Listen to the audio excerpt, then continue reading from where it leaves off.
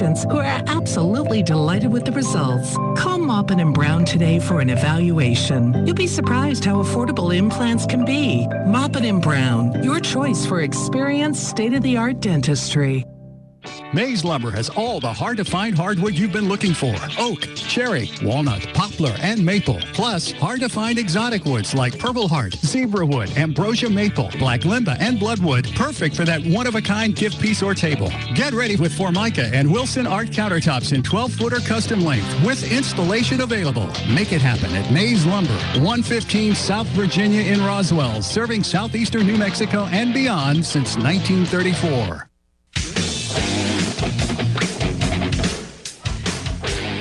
Good evening, everyone, and welcome to the Wool Bowl here in Roswell, New Mexico. Cool 48 degrees.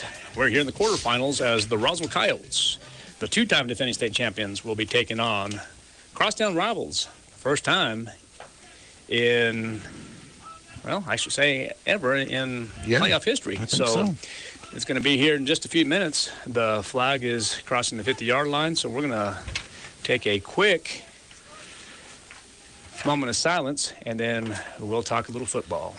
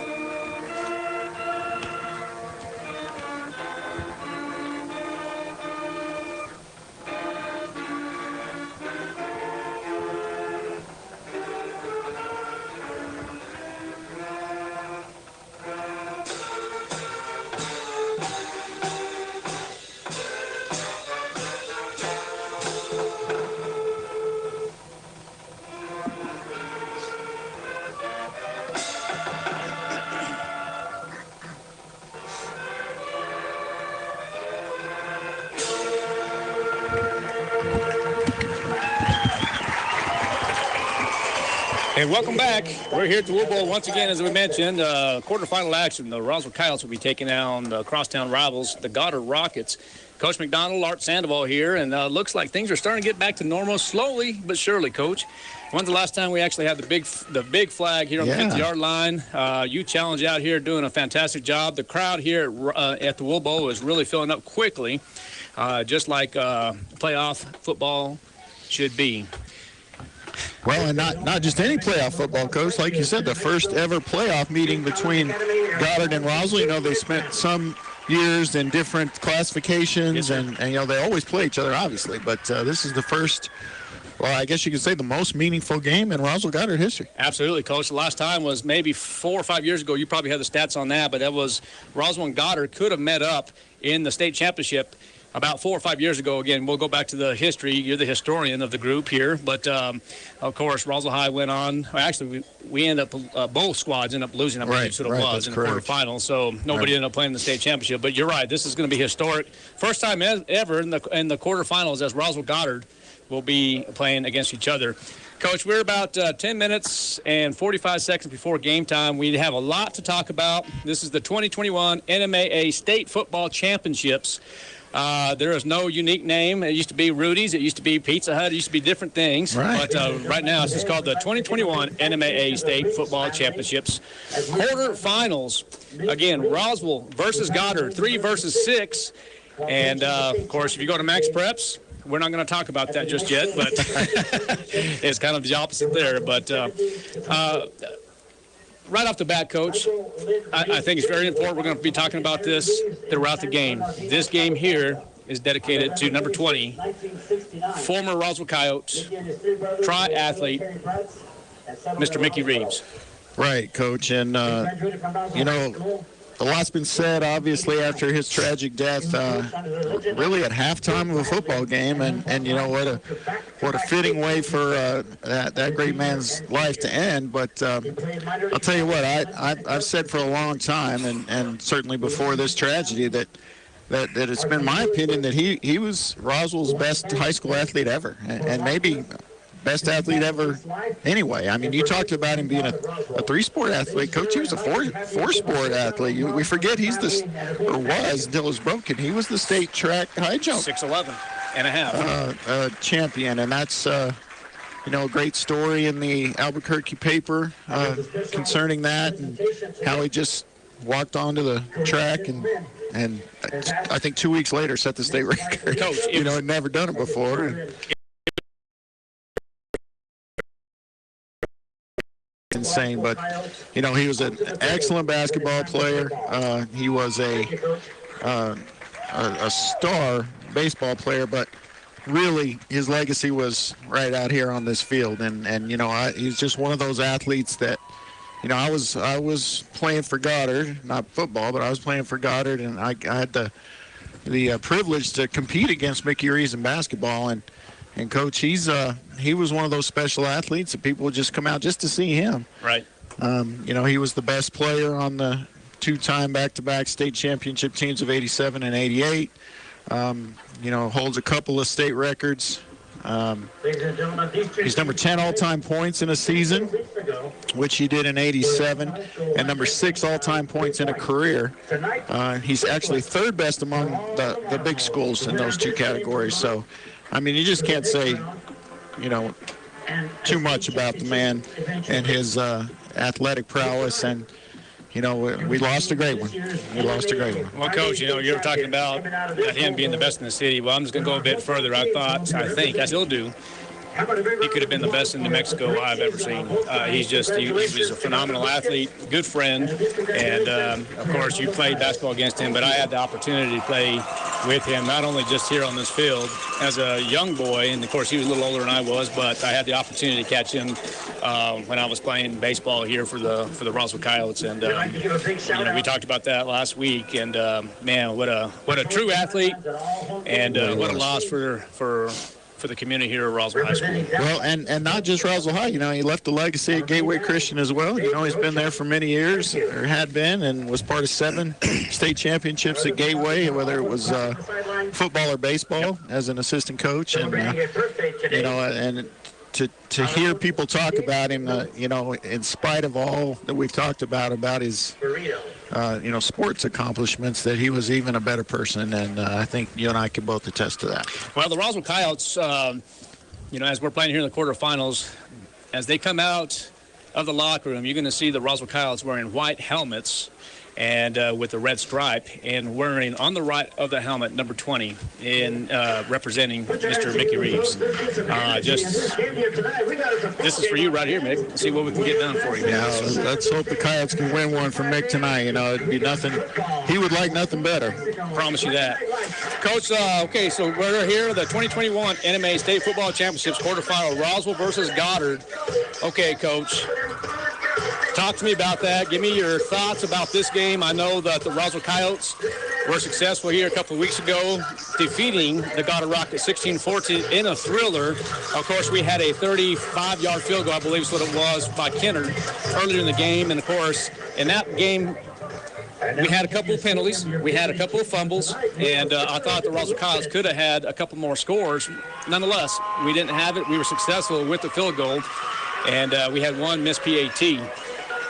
Talk to me about tonight's game, Coach. Well, what's going to be about tonight? What's going to be different about tonight as opposed to last time? Coach, if I had to predict, I would say probably nothing. I mean, I think penalties and turnovers are probably going to be the difference in this game. The team that has the fewer of both those things is going to come out on top. I think it'll be a low-scoring affair. These games, the Roswell Goddard games, usually are in the last, half dozen meetings or so. And, it's just two really solid programs. And, both these teams, if they can, the one that emerges tonight is a definite contender to win the state championship because, you do have two teams that are 10-0. But those two teams get to play a lot of teams that really don't offer much competition to them. And nothing against Farmington and Los Angeles. They both beat us. But, well, Coach, the Roswell Coyotes, we started out 0-4. Right. Now we're 5-5 in the quarterfinals. And I'm just telling you right now, Coach Jeff Lynn and his staff, I'm telling you, not only have they just coached their tail off, but these players have really, really improved just daily, watching film, lifting the weights, going to the weight room, doing what they're supposed to be doing, making the grades. Coach, they've been doing right things.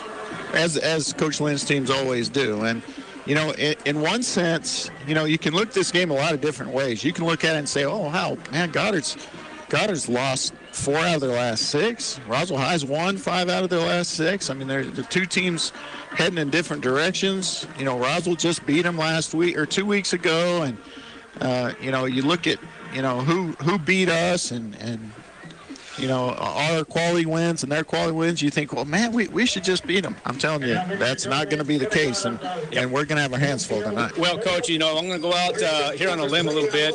We're not going to make predictions. I'm not, at least. But I'm going to tell you right now, you were saying it's going to be a low-scoring game. I think the total opposite. Last time we had 16-14. I think it's going to be the total opposite, where it's going to be a high-scoring affair.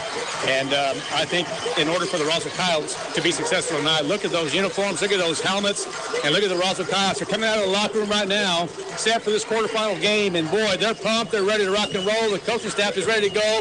Look at the commander-in-chief. Boy, I got chills right now, Coach. But in order for us to win this ball game tonight, we're going to have to score.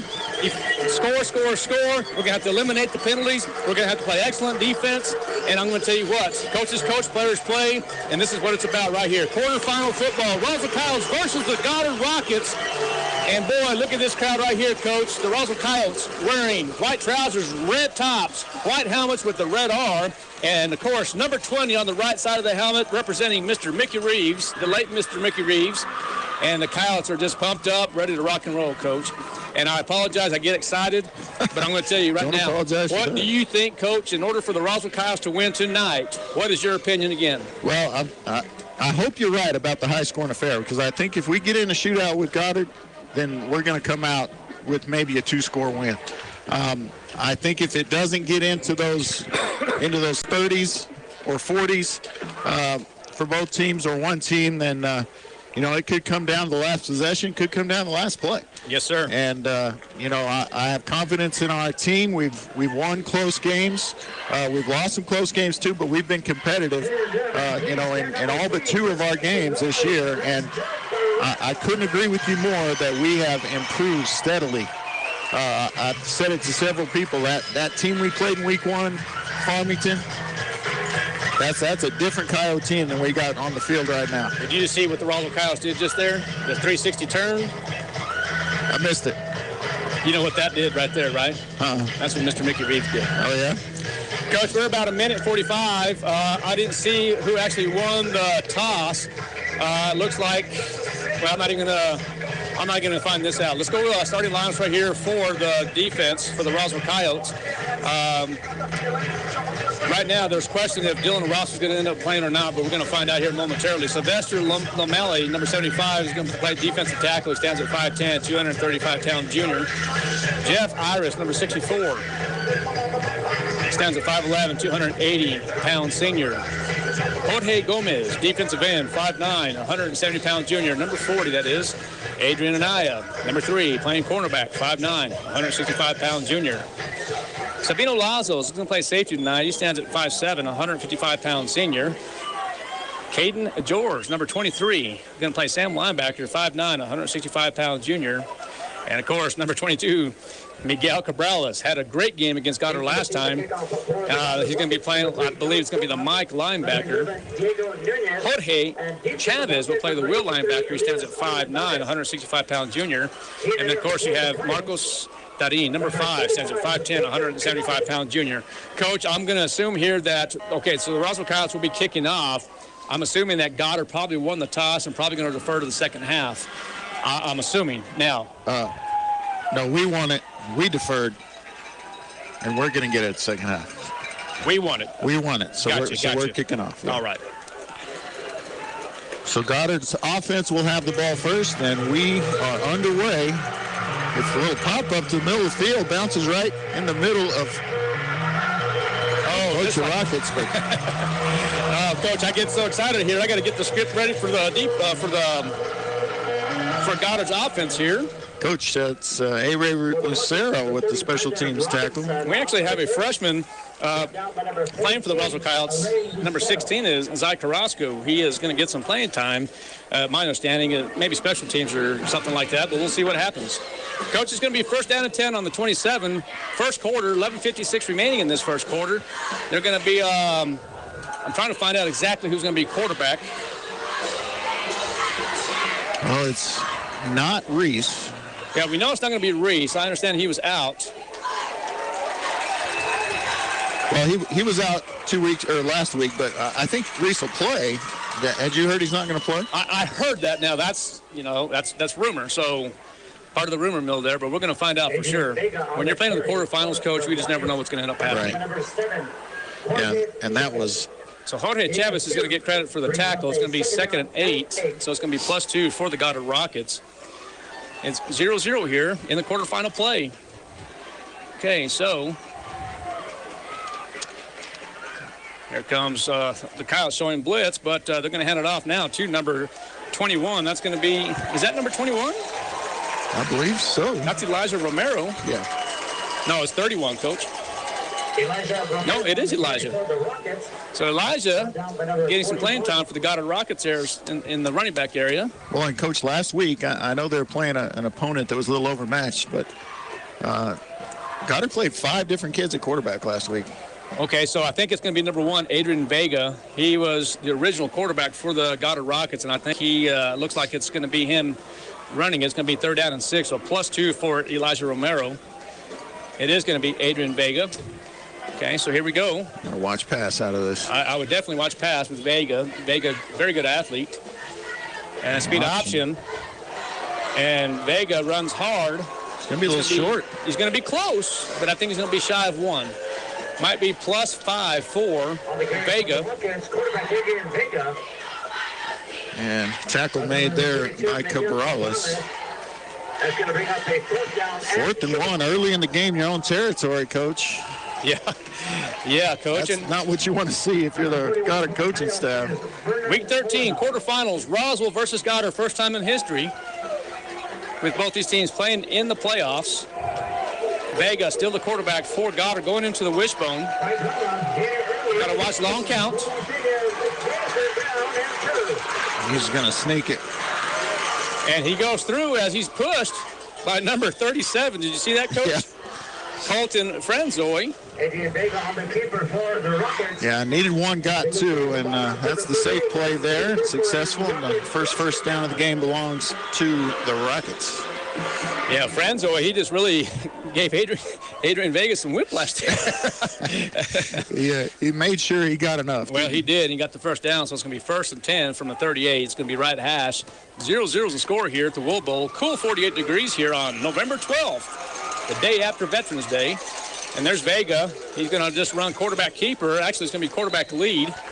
He's going to gain about 2, possibly 3 yards. So we'll call it +3 for Vega. It's going to be 2nd and about 7. The scoreboard's saying 2, but I'm saying 3. And Cabrales again, already with 2 tackles in the game, along with George Chavez, who's got 2. So no, it's going to be official, Coach. It's going to be 2nd and 8 now. And again, number 11's coming out there. It's going to be Diego Nunez. Once you split out like that, we're going to have to be careful. Play him in here and watch pass right off the bat. And we got delay. Well, showing zeros on the time clock there. Coach, we got a female official out here. I didn't know we had any female football officials in the state. I didn't realize. Okay, so 0-0. Ladies and gentlemen, we still have some seats here at the Wool Bowl. If you're listening and still want to come out of here, the gate, they're not selling tickets at the gate. You have to go to the www.rsd.k12.nm.us. But you can get here, buy them on your phone and walk in. Yes, sir. That's correct. Yes. So you can get here and buy them on your phone. So get here.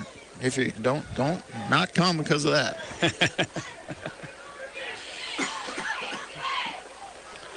So that's going to bring up 2nd and, what are they saying, 13 here. So that makes it a little easier on the defense. Yeah. Well, for people that are listening out there, we're on 106.5 Roswell's Talk FM. We're also on KSVPTV.com. A lot of people had questioned if the New Mexico Activity Association was going to take that, but we had the rights here in Roswell to do KSVTV.com. So, and we're glad. We like to be able to bring you both the audio and the video. Absolutely. So, Art Sandoval, Kelly McDonald here at the Wool Bowl, the All-American City, Roswell versus Goddard in the quarterfinal action. I don't know what they're discussing there, Coach. There was a flag on the play. Can you explain that? Well, they've already marked off the penalty for delay. I'm not sure what the Goddard coach is out on the field barking and wants an explanation. I'm not sure why you need an explanation. The shot clock. Every game, Coach.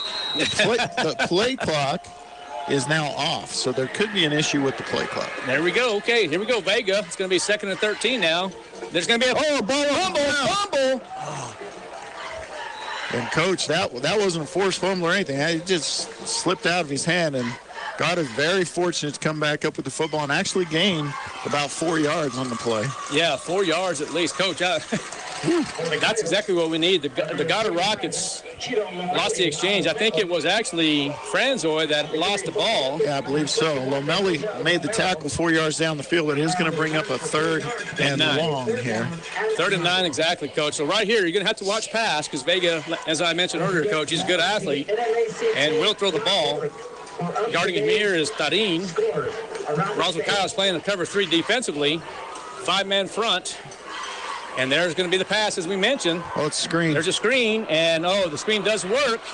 They will get a first down as John Silva will have that. And good job by Silva there because he was initially hit short of the marker and able to spin out of that and get the first down yardage. So the sophomore John Silva able to get their Rockets out to midfield and their 2nd first down of the game. 7:22 left here in the first quarter. No score. Rockets at midfield. First down. There comes Vega. Vega going to hand that off. No, it's going to be quarterback lead once again as number 14.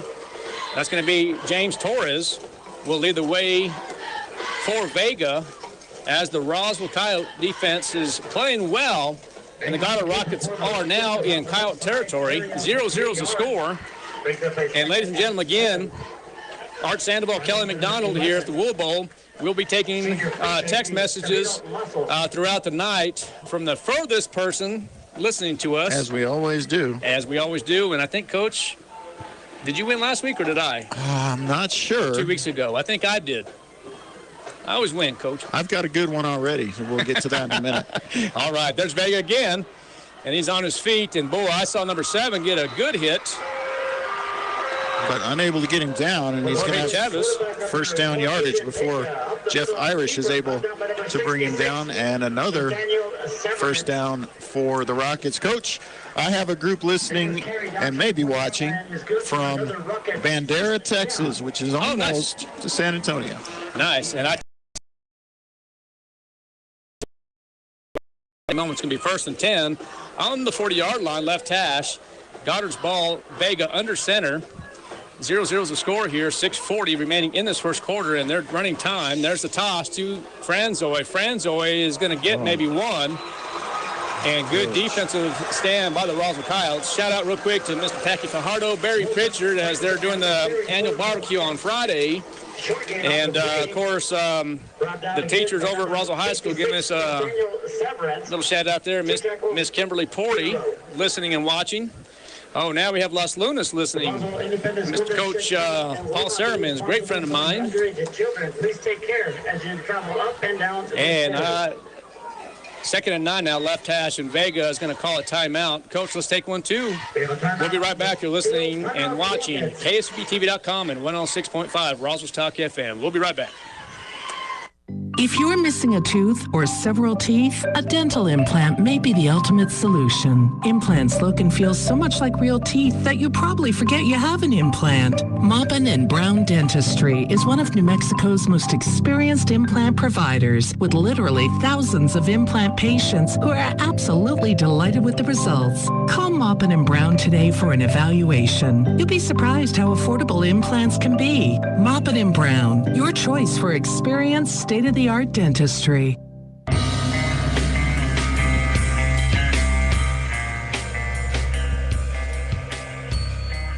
All right, welcome back to Roswell High School football. The score is 0-0. Quarterfinal play here in the New Mexico Activities Association. Quarterfinal game between the Roswell Coyotes and the Goddard Rockets. First time in history, and it's going to be 2nd down and 9 from the 39.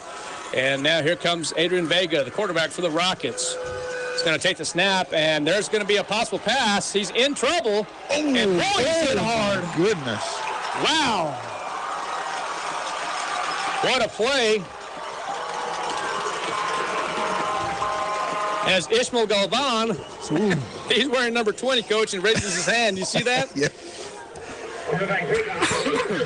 And boy, he's wearing that with a lot of pride right now. Coach, I know we're getting some text messages from Kearney, Nebraska now. Yeah, we always have one from Kearney, Nebraska. That's a given. That's an absolute given. 3rd down and 8 now. We're going to call out, I'll still call out left hash, Coach. Not quite the middle, but here comes Adrian Vega. He's going to drop back the pass again. Under pressure he is, and boy, wow. What a job by the Roswell Coyotes. And we'll get you a number there in just a second. I think that was number 41, if I'm not mistaken, and it was. It was. That's Vernon Molinar, and that's a great job. Didn't get the sack, but is going to cause a 4th and 8 at the 38-yard line. Well, Coach, have you been to Bangor, Maine? Coach, I've been to Maine, but I've not been to Bangor, Maine. Well, that's where Emma Bird and Art Torres are listening. They're in Maine watching us in the snow, I'd imagine. I'm not sure. I'm assuming. Yeah, maybe. 4th down and 8. Here comes Vega. He's under pressure again. He's going to throw the ball. Hey, that ball's picked up. Picked up by the Roswell Coyotes. And it's going to be picked up by number 5, Marcus Tarin. Roswell Coyotes. Wow. Coach, I'm getting those chills down my spine right here. 48 degrees here at the Wool Bowl. This is playoff football right here, Coach. Yeah, and the Coyotes strike first in the important category that we talked about, and that's turnovers. The Coyotes take the ball away, and all right, now we've got their offense on there's the field. motion right there, and there's Seabass right off the bat. He's off to the races. Oh, almost, Coach. He's going to get about 4 yards, I'm guessing. So it's going to be +4 for Sebastian Mendoza. Sebastian Mendoza around the right side. Coach, this is playoff football. I apologize in advance. I started screaming a little bit, but you have to feel it, Coach. You have to feel it. And such a special game because it's playoffs and it's Roswell Goddard. More importantly. Okay, there's Areola. There's Bryce Sanchez. He's going to gain maybe 1 or 2. Yeah, not just a whole lot of room there, but positive yardage nonetheless. Looks like they're going to give him just 1. All right. So we'll call it 3rd and 5. Goddard did use the majority of the clock here in this first quarter. The score is 0-0 right now. And Richard Areola, the senior captain quarterback, puts a guy in motion. Now it's going to be John Gamboa reset now. Well, let's see what Areola does. I figured he was going to do a speed option. And there's Bryce Sanchez, and boy, he's going to be real close to the first down. He might be shy of 1, Coach, but it's going to be real close. Well, if he's short, he's less than half a yard short. We'll see where they're going to put the ball down. Now, that's not great. So they are going to be just about half a yard short. All right, Coach. 4th down and inches. We'll call it 4th down and 1. You go for this play right here in the quarterfinals. Well, he's going to go quick to the line. Well, not now. Well, started to go quick to the line, try and draw him off, and they still may. We have about 10 seconds on the clock there. 0-0. We're going to have motion in this offense. There it is. And there's John Gamboa. He will have it. plus more. Yep, I think we can give Jonah 3 on that in the first down. Coach, I love the white helmets. I love the mix, Coach. The white helmets, the white pants, the white sleeves, and then the dark red jerseys with the bright white numbers on them, Coach. Take it every game. And it's 1st and 10 for the Roswell Coyotes, and Bryce Sanchez loses the ball, and Goddard will recover it. So they give it right back, Coach.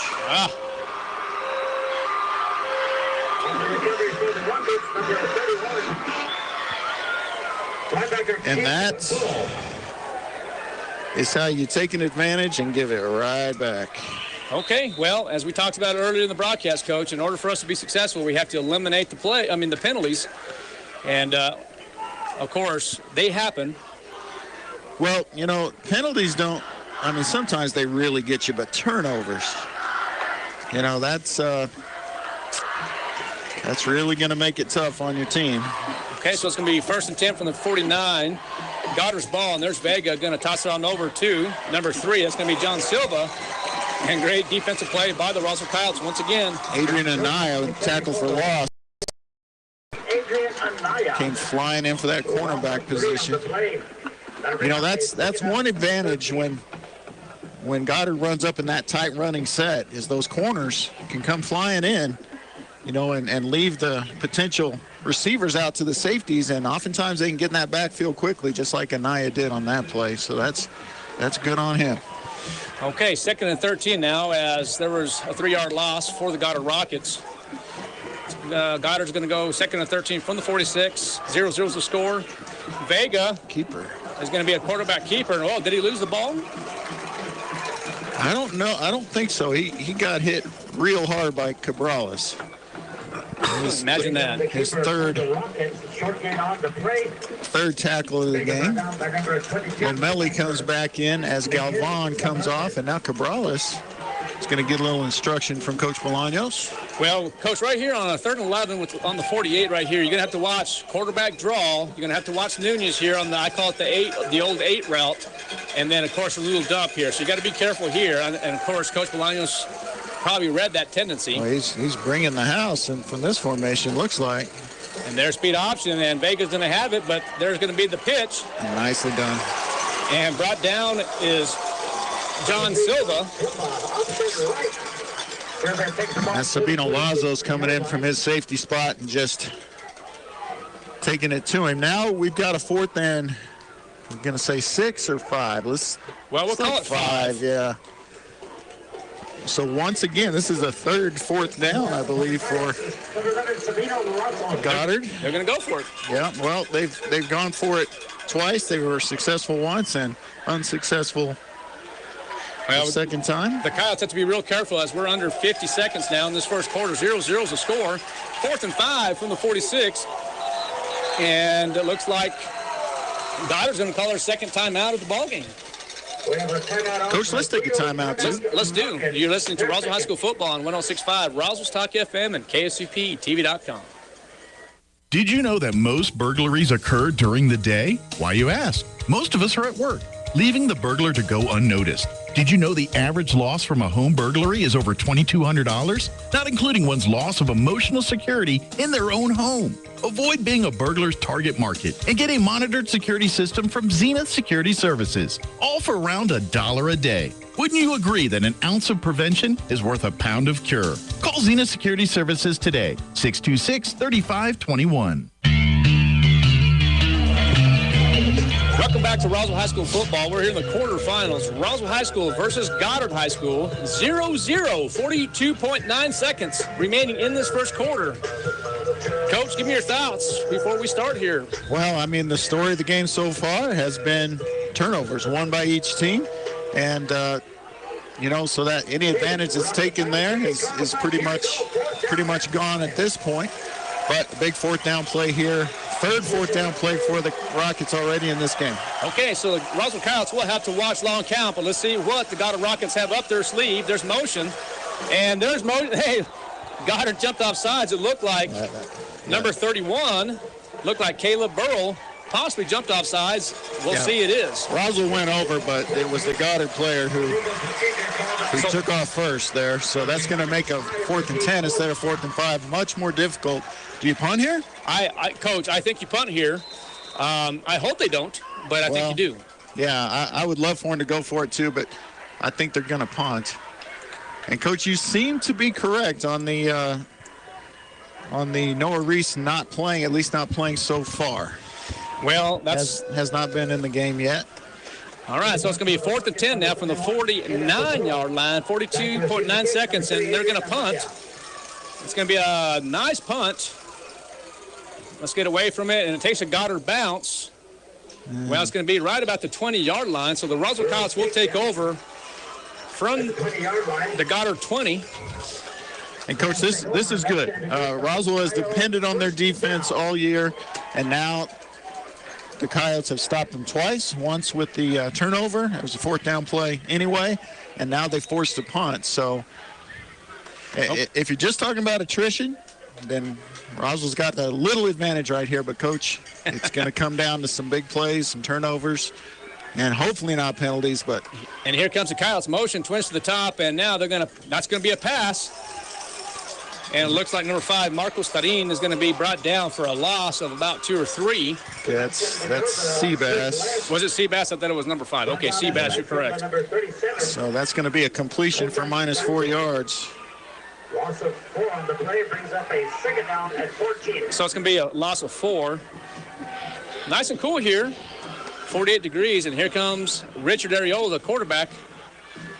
Looking to throw, and he has a guy open, and that looks like it's going to be Jonah Garcia. Jonah Gamboa. It's going to be a 1st down Roswell Coyotes. Yeah, 15-yard little pitch and catch there. Jonah made a good play on a ball that was a little bit behind him, and Jonah Gamboa picks up the necessary yardage for a Coyote 1st down. Wow, what a play by Richard Areola. I don't know why I said Gamboa. No, or Garcia. I don't know what I said, Coach, but I meant to say Gamboa.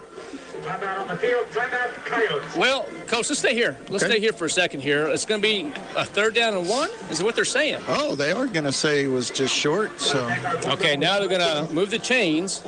Yeah. So it's going to be a 1st and 10. Yeah, he had it. Coach, that's going to be the quarter. Oh, the quarter has gone. The quarter expired, so that's what was going on. We're getting too excited here, but that's okay. Let's stay here, Coach, and talk a little football here. I know that Roswell right now is 3rd and 1. Let's talk a little bit about the bracket, the final 8 right now for the Roswell Coyotes. Oh, excuse me, for the New Mexico Activity Association. Right, so the final 8 just happened to be the top 8 Max Preps teams. It's Los Lunas, Farmington, Artesia, Goddard, Roswell, Mayfield, Belen, and Santa Teresa. In that order are 1 through 8. Of course, that's different from the seeding for the bracket. In the bracket, Farmington's 1, Los Lunas is 2, Roswell is 3, Artesia 4, Mayfield 5, Goddard 6, and then Belen and Santa Teresa rounded out at 7 and 8. We'll get back to the bracket in a little bit. Sounds good. It's going to be 3rd down and 1. The Coyotes will have motion. And there goes Richard Areola. He'll just keep it himself, and he will have a 1st down. So the Roswell Coyotes senior quarterback Richard Areola will have 1st down and 10. I'm looking at about the 32-yard line, Coach, if I'm not mistaken.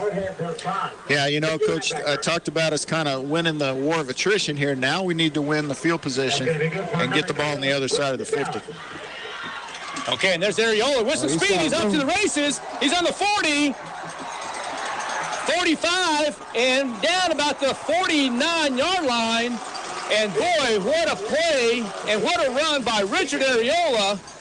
As boy, he's pumped, and I'm telling you right now, that young man since week 1 has improved drastically. He has, Coach, and great decision there and a good block downfield by Sebastian Mendoza to help him pick up another 5 or 6 yards on that. And just as I say, they need to get the ball on that side of the field. They just did, Coach. The senior captain quarterback takes them right across. All right, here we go. We're going to go shotgun right. Motion by Seabass. Going to sit. Now goes twin to the left. And here comes tight end right. And now it's going to be handed off to Bryce Sanchez, I believe. Well, I like that, Coach, because Bryce just a sophomore, as you know. Gets a little 2-yard carry there, but he fumbled the last time he touched the ball. Give the ball right back to him, let him get back on that horse and put that play behind him. +2 for Sanchez. Ariola's going to be shotgun left again, and there's the pass to Seabass. If he has a chance to get open, but there's going to no play. Be a flag on the Roswell Coyotes. Illegal procedure. So second penalty of the game for the Coyotes. Yes, sir. Is it the second? What? Second penalty. I can't remember the first one. So. Yeah, it was in the first quarter. We're in the second quarter now. Score 0-0. It's going to be second down and 13 from the 48. Twins down here to the top. Actually, check, Coach. We're going to go wide. Twins here, and Ariola's going to go quarterback keeper here. He's in trouble, but finds a way and escapes and gets back to the original line of scrimmage. I was going to call it twins, Coach, is what I'm trying to say. There's different terminology for that, but we're just going to call it twins. Well, they had 2 receivers up to the left and 3 to the right. I like that spread formation because Rich does really well running out of it. He only got 4 there, but he's broken several of those out of that formation for big gains. Absolutely. So it's going to be a third down and 9. Scores 0-0. And there's the spread offense we talked about here, Coach, and this is where Ariola is very effective. Either he can go quarterback keeper, or he can pass out of this formation, and there he is. There's going to be the pass. Slip screen to number 44. That's Segala, and Coach. That's going to be Segala. Segala's going to be close to the first down. He might be shy 1, but even if he is shy 1, Coach, you go for it. You are in Roswell territory now. So Manny Segala with his first career reception. So here we go, Coach. It's just a match for match, and I tell you what, everybody's going for it on fourth down, and that's what you do here. The Roswell Coyotes will have the there it is, 25. There goes Gamboa, 20, 15, and he's out of bounds about the 14-yard line. Good hard run by Jonah Gamboa. Yeah, they were all playing it. Defense was playing it to the middle or up tight, and once Jonah got by that first level, he had a chance to score, but gets 26 yards and a first down Coyotes at the 14. First and 10 on the 14, 0-0 is the score. Ariola under center, and he's going to get that right back to Gamboa. Gamboa, the bull goes hard. Well, we got a couple of bulls, Coach. We have Bryce Sanchez and Gamboa, but good hard run by Gamboa. He's going to be down about the 10-yard line. He'll gain 3. It's going to be second and 7. 0-0 is the score as the Roswell Coyotes are in the red zone. Woo! All right. Need 7 points here, Coach. We need 7. Okay, here we go again now. Well, that's Christian Hernandez, Christian Coach. Hernandez, as we talked earlier before the broadcast, we understood that Christian was going to get some reps, and he just did right there, Coach. Yeah, and he got hurt early in the year. I believe it was in the first game. Coach remembers it as getting hurt in a scrimmage, but I believe he was the starter in our first game against Farmington. So absolutely right. So we have Gamboa, Bryce Sanchez, Seabass, and on top, I'm trying to get a number. There's motion. And there's Ariola, has a man open, and there might be pass interference. I think he just fell down, Coach. Did you see on top, Coach, we actually had the dump pass to Sebastian Mendoza. Yeah. And I'm going to have to agree with the audience here, with the fans. To me, in my opinion, that looked like pass interference to me. Well, Coach, 2 weeks ago, in the opposite end zone, it certainly didn't hesitate throwing the flag on a very close and, I think, questionable call here. And we're going for the field goal, Coach. Okay, well, could this be deja vu, Coach? As Kennard is going to kick the field goal. 27-yard attempt. And the field goes up and good. The Roswell Coyotes strike first on a 30-yard field goal. 27-yard field goal by Kennard.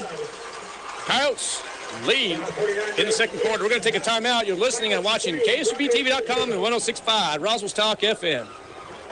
High-flying action is back on the High Plains as Eastern New Mexico University men's and women's basketball is back on the hardwood. ENMU has a thrilling home slate as they welcome in conference rivals and national runner-up West Texas A&M, in-state rival Western New Mexico, and many other exciting matchups that you don't want to miss. Season tickets start as low as $50 for the 2021-22 season. Call 575-5622 for more ticket information. ENMU Greyhound men's and women's basketball, all in. Welcome back to Roswell High School football. Kyle strike first with a 27-yard field goal by Kennard. And boy, what a nice kick it was. Coach, that would have been good from, I'm guessing, 43, 44? At least. Yeah. At least. Peyton Kennard has a good leg. He was also getting some reps at quarterback earlier as he was warming up. He is actually the backup, but boy, does he have a leg. He does. Okay, here comes Peyton Kennard. He's kicking it off. And here comes the return. Oh, it's fumbled. They elect to pick it up and not fall on it, and it's going to pay off for him. Stays on his feet. And boy, it's going to be number 11, Diego Nunez, fumbles it and picks it up and gets positive yardage out of that. Wow. Yeah, it could have been a disaster for Goddard, but turns out to be a pretty good play.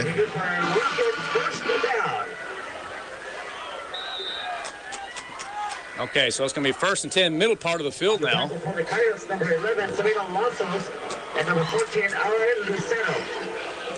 the Woo Bowl is filling up here quickly, Coach. Nice, it's 46 degrees out here. I was going to say, even for a really chilly night, it hasn't deterred many people. You got lots of people snuggling up down here. Got a solid student section cheering them on and standing up. It's good to see.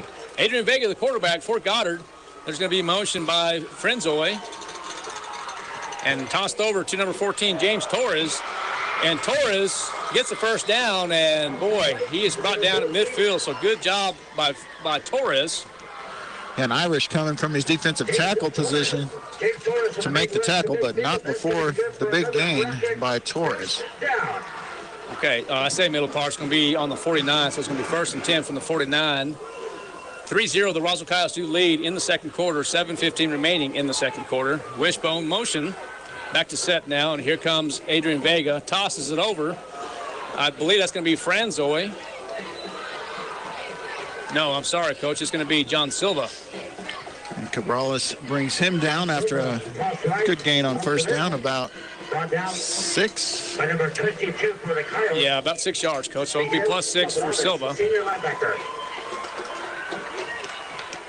And Cabrales already had himself a game, and we barely got started. Yeah, that's for sure, Coach. Okay, Vega under center now. Franzoy sets over there as a tight end. And there's going to be a toss over to number 14, James Torres, once again, and he might be close to the first down. The 14, Torres, cutting back into the midfield. I think they're going to spot him just short as Gonzalo Garcia in on the tackle. Hadn't been able to call his name as much as we like. He's been battling injuries for about a month now, but he's out there. So they are going to call it short. Okay. So it's going to be 3rd down and 1. Coyotes have to be careful here. Watch long count. Wishbone action by the Rockets. Vega, the quarterback, under center. Franzoy goes back to a tight end set there, and there's the toss. And I believe that's going to be Torres once again. He will have the first down. Oh, they're going to say Silva again. Okay, so it's going to be John Silva. And number 3 tackles number 3 there, Adrian Anaya. It's going to be a first down for Goddard, and this is what Goddard would like to do. You know, that they'll pitch right, pitch left, as long as it's working. They'll keep moving down the field. They don't mind just calling 2 plays. Okay, so Franzoy and Silva go out. There's going to be a shift right here, so let's see what happens here. So they had number 21, Elijah Romero at quarterback, and they're going to call a timeout. The Coyotes. So they throw the wild.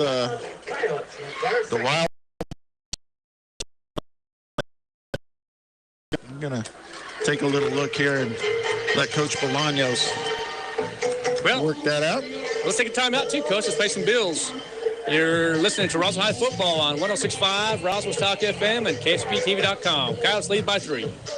Oasis Computers has been Roswell's trusted source for home and small business computers for over 30 years, and they continue to be your best resource for computer repairs, operating system upgrades, web root managed, antivirus, special orders, and more. Oasis Computers is now open from 8 to 1, Monday through Friday to better serve you. Service calls by appointments and after-hour appointments are available too. Stop by Oasis Computers at 1703 North Garden or call or text 575-625-9141 for even faster service.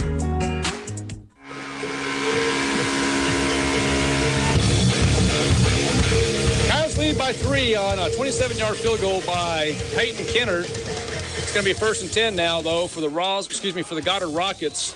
1st and 10 from the 39. The Rockets are in Coyote territory. Vega under center. Might try the option. And boy. Great tackle by Sabino Lazos. There's a penalty, Coach. Yeah, and there's going to be a hold. It was one of those where the white hat says, I'm all over that. I don't got to talk to anybody. They'll probably take that one. So that will probably not go down as a tackle for Lazos, but what a tackle it was. He flying in there.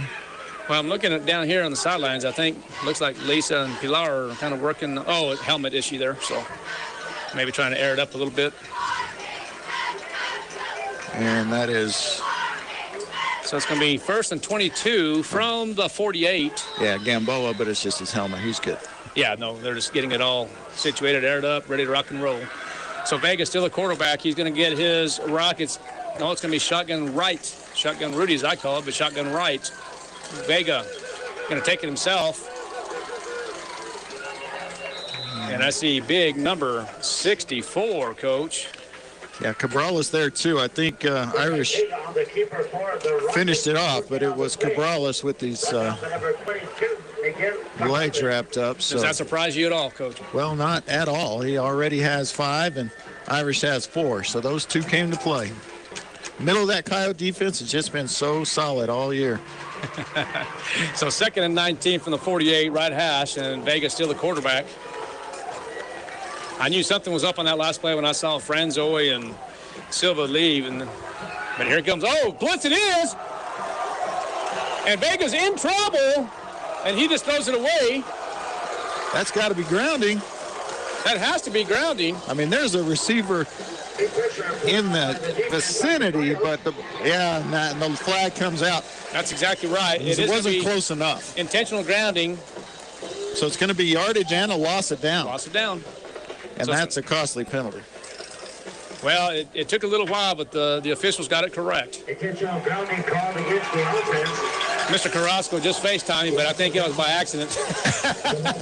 Since he's trying to help out there with the helmet. He wants your assistance with that helmet on FaceTime, Coach. Yeah. Well, this one here, you have to have the screwdriver Phillips, that is. Okay.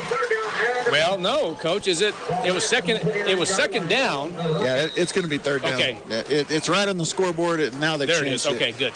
So it's going to be 3rd and 38. Now the Rockets are working from the 29-yard line of the Roswell Coyotes. Coyotes now playing cover 3. Okay, Vega and shotgun right now. And no, here he comes. Vega rolling out he has a man open and almost picked off. You know, he had a man open, but Vernon Molinar was going to have him on the ground for a short gain, even if he catches it.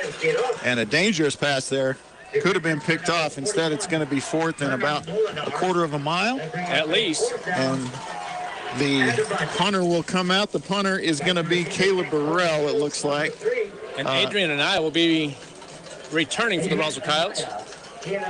Sorry, Coach. I didn't mean to interrupt you there. I was just going to mention that Noah Reese is their usual punter and does a good job with it. So we'll see how Burrell does. Okay, so Burrell punting for Goddard. Oh, high snap. It was a high snap and good punt. But returnable as Anaya is on his feet. He's about the 32-yard line. Yeah, I tried to make something happen there, but the punt was just too good. Coach, good hang time and good distance on it both. So Adrian Anaya will get about 5 yards on that return. Okay, so the Coyotes will start out. They're going to call it about the 31 to, we'll call it 33-yard line. So 1st and 10, left hash from the 33-yard line. Coyotes lead by 3. 3-0 it is. 3 minutes and 57 seconds remaining in the first half. Richard Ariola, senior captain quarterback for the Coyotes. Segala split way out to the right. And Ariola's going to take himself. He runs into trouble, and he's going to lose about 1 or 2, maybe even 3, Coach. Yeah, that play just did not develop at all. And good job by the Rocket defense there. Number 17, quarterback Ariola. Ideally, the Coyotes would like to march down the field, not too slowly, but just kind of methodically. There's 3.5 minutes left in the half. And, either use up all the clock and punt or use up all the clock and score, obviously, would be ideal. You're exactly right. So we got twins down here. Ariola, the quarterback, dropping back to pass. There's the wheel. But there is Jonah Gamboa open. He's on the 35 and down about the 37-yard line. It's going to bring up a 3rd down situation. There you go. I love this right here. Get your teammates, work it, good. Irish getting fired up a little bit. And that's an 8-yard completion to Gamboa. Actually, it's Lucius Moore having a few words, but his teammate says, get back and let's play some football. So 3rd and 5 now from the 37. 2 minutes and 47 seconds remaining in this first half. 3-0 is the score. Coyotes do lead. Ariola has his team in spread formation, and there's Ariola, very effective there. And you've got to keep on going forward on that, huh? Well, I thought he might go ahead and try and pass. He never got to the line of scrimmage. He could have. I thought he did. Unleashed that one. Maybe he did get past and went back again, and in that case, you can't pass. Okay, so are you saying it was designed? No. Okay. No. Okay, so it's 4th and 5. You punt on this situation. You're going to bring out Kennard. So this is going to be the first punt of the ball game for the Roswell Coyotes. 3-0 if you're just now listening to KSBTV.com and 106.5 Roswell Talk FM. Hopefully we don't have to call a timeout here. Okay, the Roswell Coyotes are set now. Kennard. There's the punt, and it's a nice punt. Let's see if it takes Roswell Coyote bounce, and it does. Let it go about the 25-yard line. All right, so 38-yard punt, no return for Kennard. That's solid. We'll take that. As you mentioned, Coach, well, I'm not going to say it. I don't want to jinx it, but 3-0 is all I can tell you. 3-0. There's 3 points in the ball game. Do you want me to talk about the history of field goals in the Roswell Coyotes? I do. You do? I do. Or you don't want me to? I'm confused. No. So, well, I'll tell you here at halftime. I can tell you. Just remember, Coach. Now, all right. I can't make that comment yet until halftime. 3-0 is the score. The Roswell Coyotes do lead. There's Vega with the option. Oh, wow. Oh, he's gone, Coach. He's gone. And that's John Silva. John Silva is going to score. Oh, Anaya's going to catch him, Coach. Oh, Silva's going to score. No laundry on the field. 75-yard score by John Silva. Well, and just like that, it's 6-3. 6-3 now. The Goddard Rockets do lead.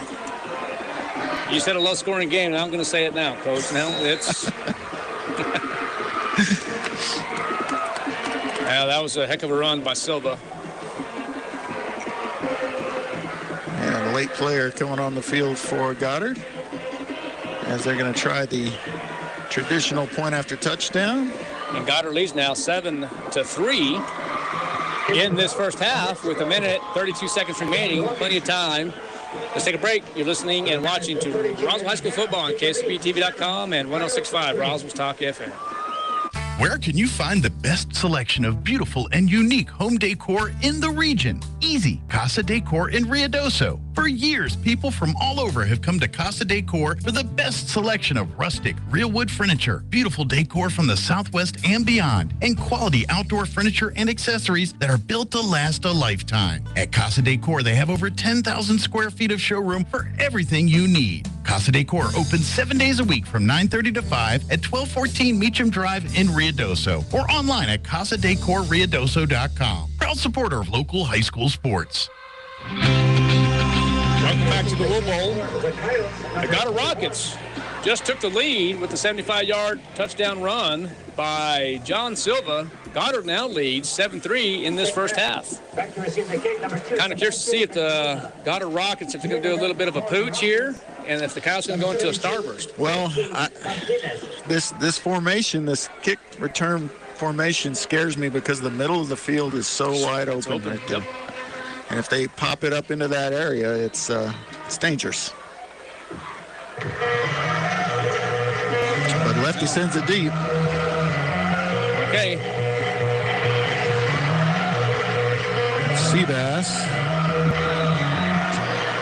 And he's going to give him 11 on the kick return after the bobble. Okay. Okay, so Coyotes do trail now 7-3 with 1:26 remaining in the first half. That's going to be good for another Coyote first down. Well, it's going to be first down and 10. I don't know about another first down yet. It's first down. I don't like when they do that on change of possession. Yeah, it's a change of possession, but it's going to be first and 10. Ball going to be on the 20-yard line. Let's see what Areola does here. Coyotes have to either score or be smart about this and eliminate the penalties for sure and eliminate the turnovers. There's going to be the pass to Gamboa. And that's behind him. If he hits him in stride there, Jonah can get at least to the 40. Yeah, at least 20 yards on that play. And Rich just kind of put it in a tough place for him to handle it. It's going to be second down and 10. The clock does stop. Goddard has used 2 of their timeouts this half, so they could only stop it once to try to get the ball back with time. So next 2 downs pretty important for the Roswell Coyotes. Without a doubt. So here we go, second and 10 now from the 20, and here comes Areola now. Areola is going to hand that off. And I think that's Sanchez, and Sanchez is going to get down about the 29-yard line, but there's going to be a holding call. So that 9-yard carry will come back, and the penalty will stop the clock as well. So that's pretty much worst case scenario. Well, turnover is obviously worse, but that's a bad scenario for the Coyotes because they're going to get backed up 10 full yards. But it will remain second down. It will remain. They're only going to get about a 7-yard penalty there because of where the hold occurred. So it will still be second down, but now second 17, and that's tough and made more tough by being so deep in your own territory. A lot of time, Coach. Coyotes do trail 7-3 with a minute left in the first half. Here comes Areola under center. He's going to hand that to Seabass, and Seabass is in trouble a little bit. And the Goddard Rockets playing some good defense here on this drive. Yeah, they are, as that is going to be a carry for no yards. Okay, so third down. Coach, we might have one play left here, huh? Well, I'm a little bit surprised that Goddard coaching staff did not use their final timeout and try to.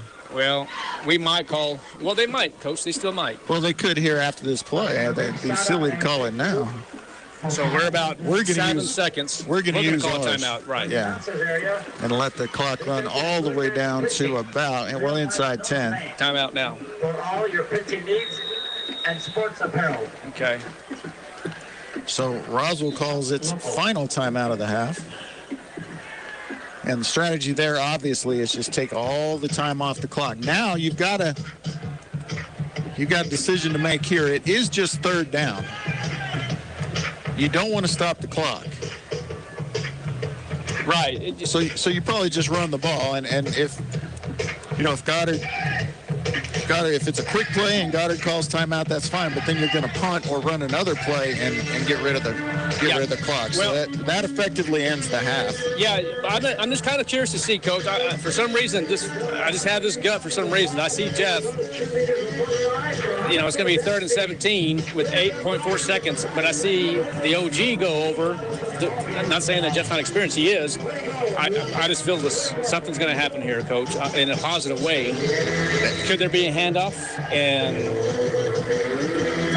I don't know. I'm like you. I think you just go in, but I think that. But here's the thing. Goddard has one timeout. Yeah. Yeah, but you know, as long as this isn't a super quick running play. Well, are they going to take a shot? Even if they call timeout, we can run out the clock on the next play, even though it's 4th down. We could get. See, there's what I'm saying right there, Coach. Yeah, he's just trying to run out the clock. That's all he's doing, and he did exactly that. And that's just a great job by Rich Areola. It's a smart thing to do. And the Coyotes will go into halftime trailing 7-3. All right, let's take about a 2-3 minute break. You're listening and watching to Roswell High School football on 106.5 Roswell Talk FM and KSUPTV.com. We know you love your car, and at Big O Tires, we love your car too.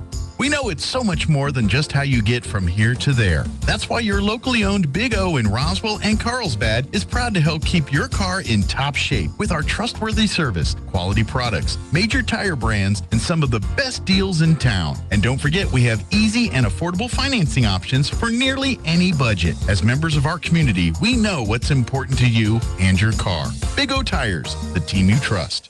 The demand for registered nurses continues to grow. Now is the time to apply for New Mexico's #1 ranked nursing program at ENMU Roswell. A new class of first-year students will be accepted for this coming January 2022 semester. Receive state-of-the-art training with experienced faculty who will prepare you for a rewarding career in nursing. Application deadline is November 5th. For more information, call 575-624-7401.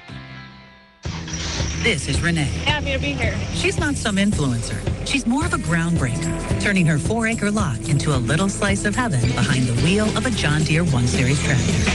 Renee runs with us because the most important job is the next one. That's all I got. Nothing runs like a Deere. Hear Renee's story at Deere.com. Stop by Pecos Valley Equipment in Artesia and Roswell, or visit us online at pecosvalleyequipment.com. You may have heard of SmartHub. SmartHub is Central Valley Electric's online tool for members to manage their electric account. With SmartHub, not only can you securely pay your bill online, you can view your detailed electric use 24 hours a day. You can report an outage while staying up to date with the latest co-op news, compare past and current electric use. Sign up for paperless billing or reoccurring payment so that your payment is never late. The best thing is you can access SmartHub from your computer, tablet, or smartphone, so it goes everywhere you go. Visit cvecoop.org to get started or give us a call. Mays Lumber has all the hard-to-find hardwood you've been looking for. Oak, cherry, walnut, poplar, and maple. Plus, hard-to-find exotic woods like purple heart, zebra wood, ambrosia maple, black limba, and bloodwood. Perfect for that one-of-a-kind gift piece or table. Get ready with Formica and Wilson Art countertops in 12-footer custom length with installation available. Make it happen at Mays South Virginia in Roswell, serving southeastern New Mexico and beyond since 1934. Welcome back, Coyote Nation, to the Wool Bowl in Roswell, New Mexico. Kelly McDonald, Art Sandoval here with you for this crosstown rival playoff quarterfinal matchup between your Roswell Coyotes and the rival Goddard Rockets. The score is 7-3 Goddard here, as we just enjoyed the 13-time, 3-time national champion Charlie's Angels dance team. And I'll tell you what, lots of good sportsmanship. Some of the loudest cheers for the Charlie's Angels were coming from the other side of the field, and the Goddard Rockettes, and cheerleading squad. So that was nice to see. Going to go over some first half statistics for you, as we always do in this tight contest, this low scoring affair. Here we're going to start with special teams, where Peyton Kennard had a 27-yard field goal. He also had a punt of 38 yards. There was one punt return for the Coyotes. That was from Adrian and I, returned at 5 yards, and one kickoff return, Sebastian Mendoza, for 11 yards. Defensively, the Coyotes were led by Miguel Cabrales, who had 5 tackles in the first half, followed by Jeff Irish with 4, Adrian Anaya with 3, including 1 tackle for loss. A-Ray Lucero, George Chavez, and Sabino Lazos each chipped in with 2. Gonzalo Garcia, Ismael Galvan, Cheeto Lamelli, Marcos Tarin, and Nathaniel Savrance each chipped in 1. We also had an interception Who had the interception, Coach? I didn't write it down here. I can't remember. We'll get that for you. Was it Adrian Anaya with the interception? Okay, Adrian Anaya with the INT. Just going to add that to my 100% accurate or your money back stats. And we're going to move on to the offensive side of the ball. 2 penalties for the Coyotes, both on offense, both 5-yarders. So not too bad a job there. Passing, Richard Areola was 4 of 4 for a total of 31 yards. Sebastian Mendoza had 1 catch for -4. Jonah Gamboa had 2 catches for 23. And Manny Segala had 1 catch for 8 yards. Rushing the football, Christian Hernandez, first carry since week 1, had 1 carry for 2 yards. Sebastian Mendoza, 2 carries for 4 yards. Jonah Gamboa, 3 carries for 33, including the 26-yard run that set up the field goal. Richard Areola, 5 carries for 21, and Bryce Sanchez, 4 carries, 9 yards and a fumble. And those are the statistics for the first half. And it looks like we're going to have any bands come on the field. I don't see the bands. Coach, I don't know if we can actually have that for a state playoff game. So okay. I think everybody has to actually be off. Okay, so well, I didn't see him getting ready on the field. I also didn't see him in the stands. So I guess this band is getting a rare halftime break. And so we can talk a little football here, Coach. Yeah. So, Coach, I want to ask you first of all. I know you have, and you do such a fantastic job with, as I call you, the historian of Roswell High School. Even though you're an English teacher, now you actually taught history as well too. It's true. The Roswell Coyotes, we do trail 7-3 right now. Coach, just first and foremost, is this what you expected in this first half? It's probably actually even a little lower scoring half than even I was expecting and predicted that would happen. Goddard had more possessions. They got the opening kickoff. They wound up with more possessions than we did, and we're going to start the second half with the football. So, certainly a chance to get back at it and get back on top on the scoreboard. But it's been a physical game. Both teams want to run. Obviously, very few pass attempts. I think, Rich, what did I say? Had 4 passes. He completed all of them, and I think Goddard just had the 2, and they had an incompletion and an interception. So you bring up a good point there. Goddard really in that first quarter, they ran how much time off the clock? Oh, Coach. It was almost 7.5 minutes at least. Yeah. In that first half, and so Goddard gained control of that. Yet, I know that the 27-yard field goal by Kennard was successful, but during the first half of the ball game, Goddard really has done a good job of controlling the ball. And so, Coach, right now, your thoughts in the second half. What does Roswell need to do? Well, I still think even though we trail in the game that they're going to stick to the game plan. They're not going to try and reinvent the wheel here, do something drastic. They're going to receive this kickoff here, and they're going to try to have a methodical long drive that ends in a touchdown to retake the lead and then get their defense on the field with a chance to make a difference in the game, which they've done all season long. I mean, that defense, we call on them so many times. The offense sometimes puts them in bad positions, and the defense has just always come through. Mm-hmm. And even in this game, Coach, except for the one play, right? The defense has been outstanding. Well, this doesn't surprise you one bit, right? No. Not. It really doesn't. No, it really doesn't. And this is kind of very similar to the first game the Roswell Coyotes and the Goddard Rockets played. I mean, it was almost identical. Mm-hmm. It was almost deja vu, but nonetheless, it was total opposite where the Roswell Coyotes controlled the ball in the first half and Goddard didn't. And now it's just really just vice versa where Goddard's controlling the ball. And and I don't even want to call it a bad play. Goddard really had I think it was John Silva had the 75-yard run. It was actually a speed option, and it was successful. And I don't want to call it a bad play defensively because it wasn't. It was just a good play by Goddard. Right. Well, and hats off to John Silva and the blockers. And I'll tell you what, the quarterback Vega on that play took a big hit for his team in order for Silva to, get free initially, and then he did the rest with his speed and athleticism. Yeah. But Coach, it's going to be a good one, and I think it's going to come down to the wire. And, they made an announcement here about the next round of the playoffs going to be here The next round of the playoffs will be here if Roswell wins. That's correct. Because of it, we go into this history and who owes who for the semifinals and the finals. So if Roswell wins tonight, they would play the winner of Los Lunas and Belen. Los Lunas and Belen both owe Roswell from previous matchups. Belen owes Roswell from the 2017 semifinal, and Los Lunas owes Roswell from the 2019 state championship game.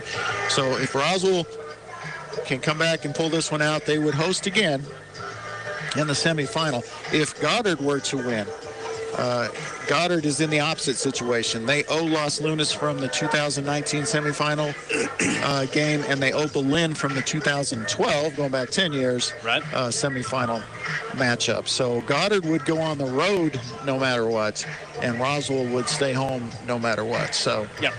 So that's the scenario. So I appreciate that, Coach. So I'm just getting some text messages here. Former Roswell Coyote Ryan Rodriguez played little center for the Coyotes, lives in Lubbock. He's listening to us broadcast, also watching on KSVPTV.com as well. I do have a score from Coach Paul Sermons. Farmington 7, Santa Teresa 6. 2 minutes left. 4:40 left in the second quarter. And let's see here. That's correct. Also getting another message here. Coach, I got a message from Tim Fuller, little Tim Fuller, and he said there's a watch party going on in Albuquerque right now. They've got pizza, desserts, and beverages, and all Roswell and Goddard alumni are watching there together, so that's pretty cool. Yeah, I had one here from Pensacola, Florida. Nonetheless, she's a Goddard alumni, but that's okay. We'll give her some props. She's listening to us. Tori Lowry, Pensacola, Florida. There you go, Kimberly. Got that for you. Well, I think Emma Burt's still winning. She's still from winning. Bangor, Maine, and she just sent us the message that the weather in Bangor, Maine is 58, and the weather here is 44. You're talking about snow in Maine. It's colder here. Yeah, for sure. So, well, Coach, let's do this. Let's take about 2-3 minute timeout again. We're about 8 minutes and 30 seconds before we start the third quarter. The Roswell Coyotes do trail 7-3. We'll come back and talk a little football in just a few minutes. We'll be right back. Did you know that most burglaries occur during the day? Why, you ask? Most of us are at work, leaving the burglar to go unnoticed. Did you know the average loss from a home burglary is over $2,200? Not including one's loss of emotional security in their own home. Avoid being a burglar's target market and get a monitored security system from Zenith Security Services, all for around $1 a day. Wouldn't you agree that an ounce of prevention is worth a pound of cure? Call Zenith Security Services today, 626-3521. Ladies and gentlemen, So Easy Sewing finally has our most popular sewing machines and sergers back in stock. We have the Zest, our entry-level machine, on sale for $149. We have the Amazing Jazz 2, which boasts a 12-inch throat, on sale for $7.99, and our number one selling Verve sewing embroidery combo machine on sale for $9.99. All machines include lifetime instruction on the use of the machine. Hurry in to 200 East College Boulevard in Roswell to claim your new machine before they're gone. So Easy Sewing. You've never had it so easy. Have you noticed the days are getting shorter? This is Jim Gill from Roswell Seed Company. I know it's kind of hard to tell, but we're on the downhill side of the year, so every day is a couple of minutes shorter than the one before, even though your plants need plenty of food and water to keep them healthy, like those globe willows that are turning yellow. A good dose of the right fertilizer will make them bright green again. No matter what the problems you're having, we probably have a cure at Roswell Seed Company, but come see us soon, because winter's coming, you know. Fergie's Plumbing and Heating now has financing available through One Main Financial. Let Fergie's keep your house warm all winter long. Call 622-2260 today. And when you get a new HVAC unit from Fergie's, you get a $50 Cattle Baron gift card on them. Fergie's Plumbing and Heating, 622-2260.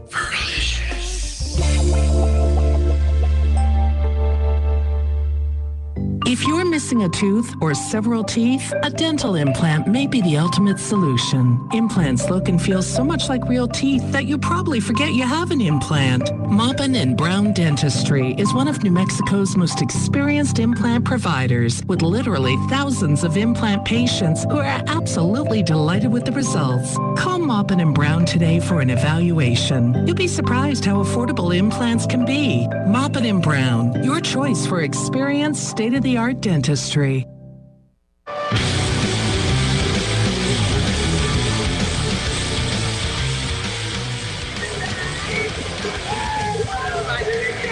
Welcome back to the Wool Bowl. The Roswell Coyotes trail 7-3. And we're about 5 minutes and 32 seconds before the start of the third quarter. Former Charlie's Angel comes up and visits us, better yet, visits you. That's right. Your daughter.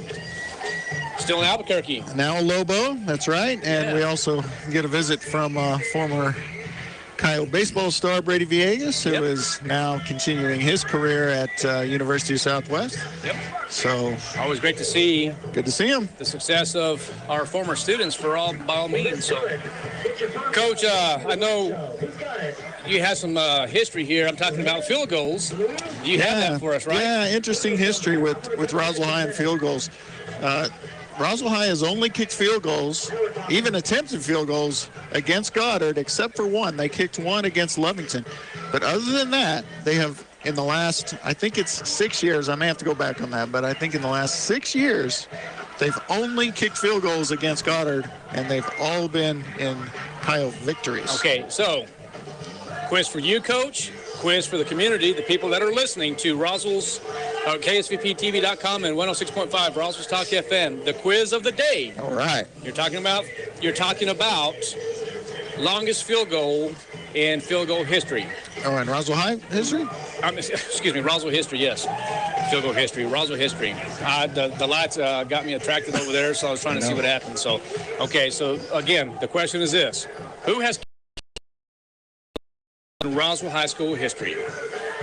If you know that answer, you can give us a text. You can text Art Sandoval or Kelly McDonald. We'll get you on the air about that. But Coach McDonald, I want your guess on who kicked the longest field goal and in what year. It would be a guess. Okay. Do you want me to do it now, or do you want to wait for people to? Let's wait a little bit. Let's give the. I'm down. I've got two, and then I'll decide between the two that I think it is. And I'm going to tell you right now, if it's Jack Sisko listening, I'm sure he's going to. It was. Let me just put it this way. It was during Jack Sisko's era. Okay. Okay, and I'm sure A.J. Sisko, the head coach of Alamogordo, he might be listening, he might not be, I'm not sure. But just give us a text message. Oh, wait. Former Roswell Coyote. Oh, that's interesting. That was going to be my guess. Well, but we're not going to say it on the air just yet because I don't think it's field goal. We're talking field goal. Not punt, field goal. I mean, that would have been my guess anyway. Okay. Hey, well, let's take a about 2-minute break, and we'll come back and talk about Roswell High School field goals. We'll be right back. You're listening to 106.5 Roswell's Talk FM and KSVPTV.com. Did you know that most burglaries occur during the day? Why, you ask? Most of us are at work, leaving the burglar to go unnoticed. Did you know the average loss from a home burglary is over $2,200? Not including one's loss of emotional security in their own home. Avoid being a burglar's target market and get a monitored security system from Zenith Security Services, all for around $1 a day. Wouldn't you agree that an ounce of prevention is worth a pound of cure? Call Zenith Security Services today, 626-3521. Ladies and gentlemen, So Easy Sewing finally has our most popular sewing machines and sergers back in stock. We have the Zest, our entry-level machine, on sale for $149. We have the Amazing Jazz 2, which boasts a 12-inch throat, on sale for $7.99, and our #1 selling Verve sewing embroidery combo machine on sale for $9.99. All machines include lifetime instruction on the use of the machine. Hurry in to 200 East College Boulevard in Roswell to claim your new machine before they're gone. So Easy Sewing. You've never had it so easy. Have you noticed the days are getting shorter? This is Jim Gill from Roswell Seed Company. I know it's kind of hard to tell, but we're on the downhill side of the year, so every day is a couple of minutes shorter than the one before, even though your plants need plenty of food and water to keep them healthy, like those globe willows that are turning yellow. A good dose of the right fertilizer will make them bright green again. No matter what the problems you're having, we probably have a cure at Roswell Seed Company. But come see us soon, because winter's coming, you know. Fergie's Plumbing and Heating.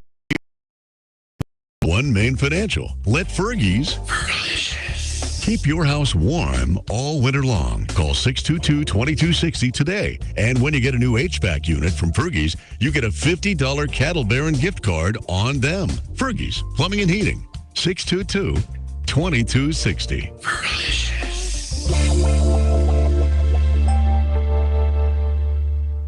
If you're missing a tooth or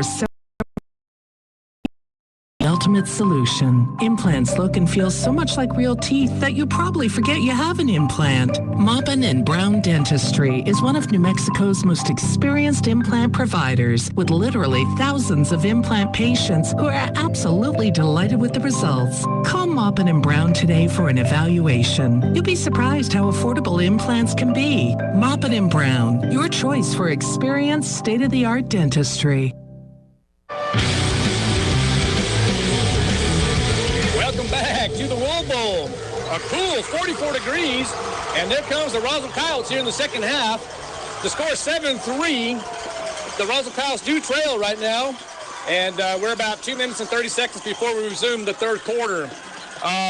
Coach, we're getting all kinds of text messages here from former Coyotes. We're not going to say the answer just yet until we get a little bit more information. Of course, you and I know, well, I know this. Yeah, I didn't know. I'll be the first to admit. But yeah, quick shout out real quick to former quarterback and former quarterback for the Roswell Coyotes, Colton Cisco. He is actually watching from Sunray, Texas. Not sure where that is, do you? In Sunray. Okay. And of course, Devin Graham, he's texting a little bit as well. So we're getting some text messages right now, but I do have an answer, and I can tell you the time, the date, the player, and how far. Wow. I couldn't have told you any of that. My two guesses were going to be wrong. So. Well, but I'm going to let you say that on the air, Coach. You said you're wrong?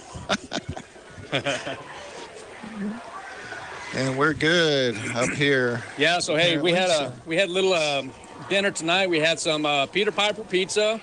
I had some chicken wings. I'm working on a burger right now. I don't know, Coach. I'm just enjoying a little bit of everything right now. I'm not, because I am going directly from here to Highway 285 heading to Albuquerque. I'm going to be covering the Goddard Rockets, the Artesia Bulldogs, the Gateway Warriors at the state volleyball tournament. And I'm glad you mentioned that. I know Gene sent a message earlier, and I forgot to announce that on the air. Tomorrow morning at 8 a.m., you will be on the air on KEND. The Goddard girls will be taking on Pojoaque Valley. Winner will play Artesia at noon. That's in volleyball action at the state tournament. Yeah, Artesia with the upset over Goddard in the first round. The 4A volleyball bracket went crazy. Hope the number 1 seed won, but the 2, the 3, and the 4 all lost in the first round. Yeah, that's what happens at the state tournament. Yeah, you just never know. That's why you play the matches. All right, Coach, we're set for the third quarter here. And here comes the lefty. Gonna kick it. He's going to kick it far, I'm sure. And that's going to be into the end zone. And you can't run it out. So. Not in New Mexico, you can't. Wow, Coach, just a big crowd here at the Wool Bowl right now. A lot of the times, quarterfinals, semifinals, and state championship games are usually played on a Saturday, 1 o'clock, 2 o'clock. But since Jeff Lynn has since he become the head coach, he kind of likes playing on Friday nights. Yeah, he prefers it. He did give some thought this year, I know. And we do have two of the other quarterfinals are going to be played tomorrow. Okay, it's going to be 1st and 10 from the 20. Coyote ball now. Areola hands it off. It's Bryce. And that's going to be Bryce Sanchez. Really nice first down run of 8 yards there. And that's what we need to get us started, Coach. Nothing flashy. Just solid Coyote football. Keep doing that. We're going to be in good shape. The 28-yard line. It's going to bring up second short, second 2. Motion. It's going to be Sanchez again. It's going to be brought down. They might give him one, they might not. We'll see. They are going to give him 1 yard, and that's going to bring up a 3rd and 1. Okay. So they're going to say a 3rd and 1. Okay, here we go. Ariola, the quarterback. He's under center. We will have motion.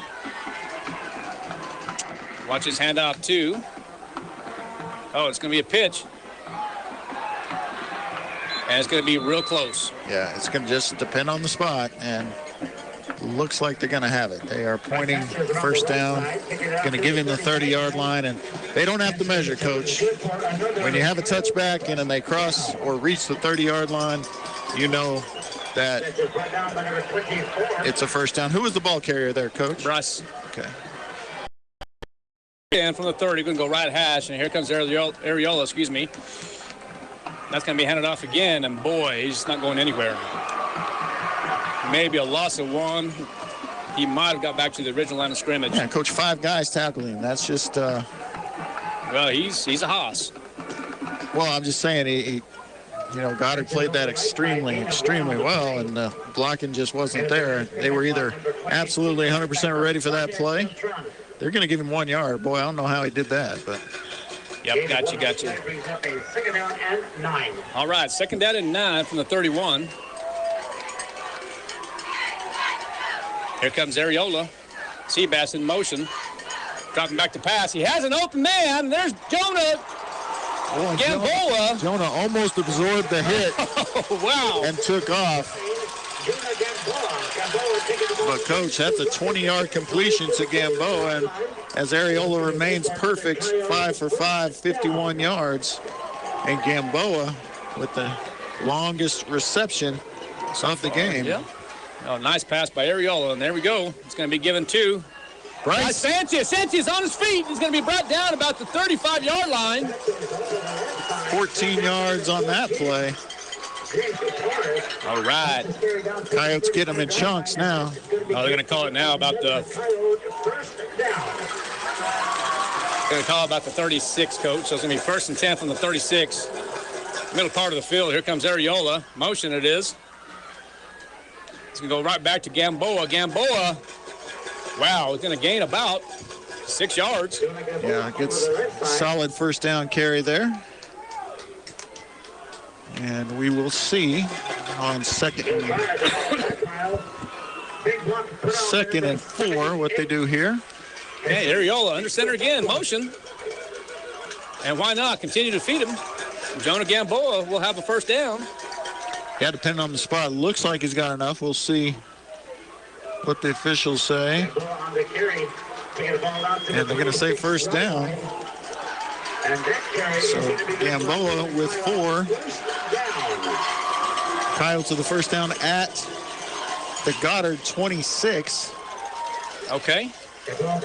All right, 7-3 the score. The Goddard Rockets do lead. We're here in the 3rd quarter with 8 minutes and 42 seconds. There's the fumble, and it looks like... I think Goddard's on it.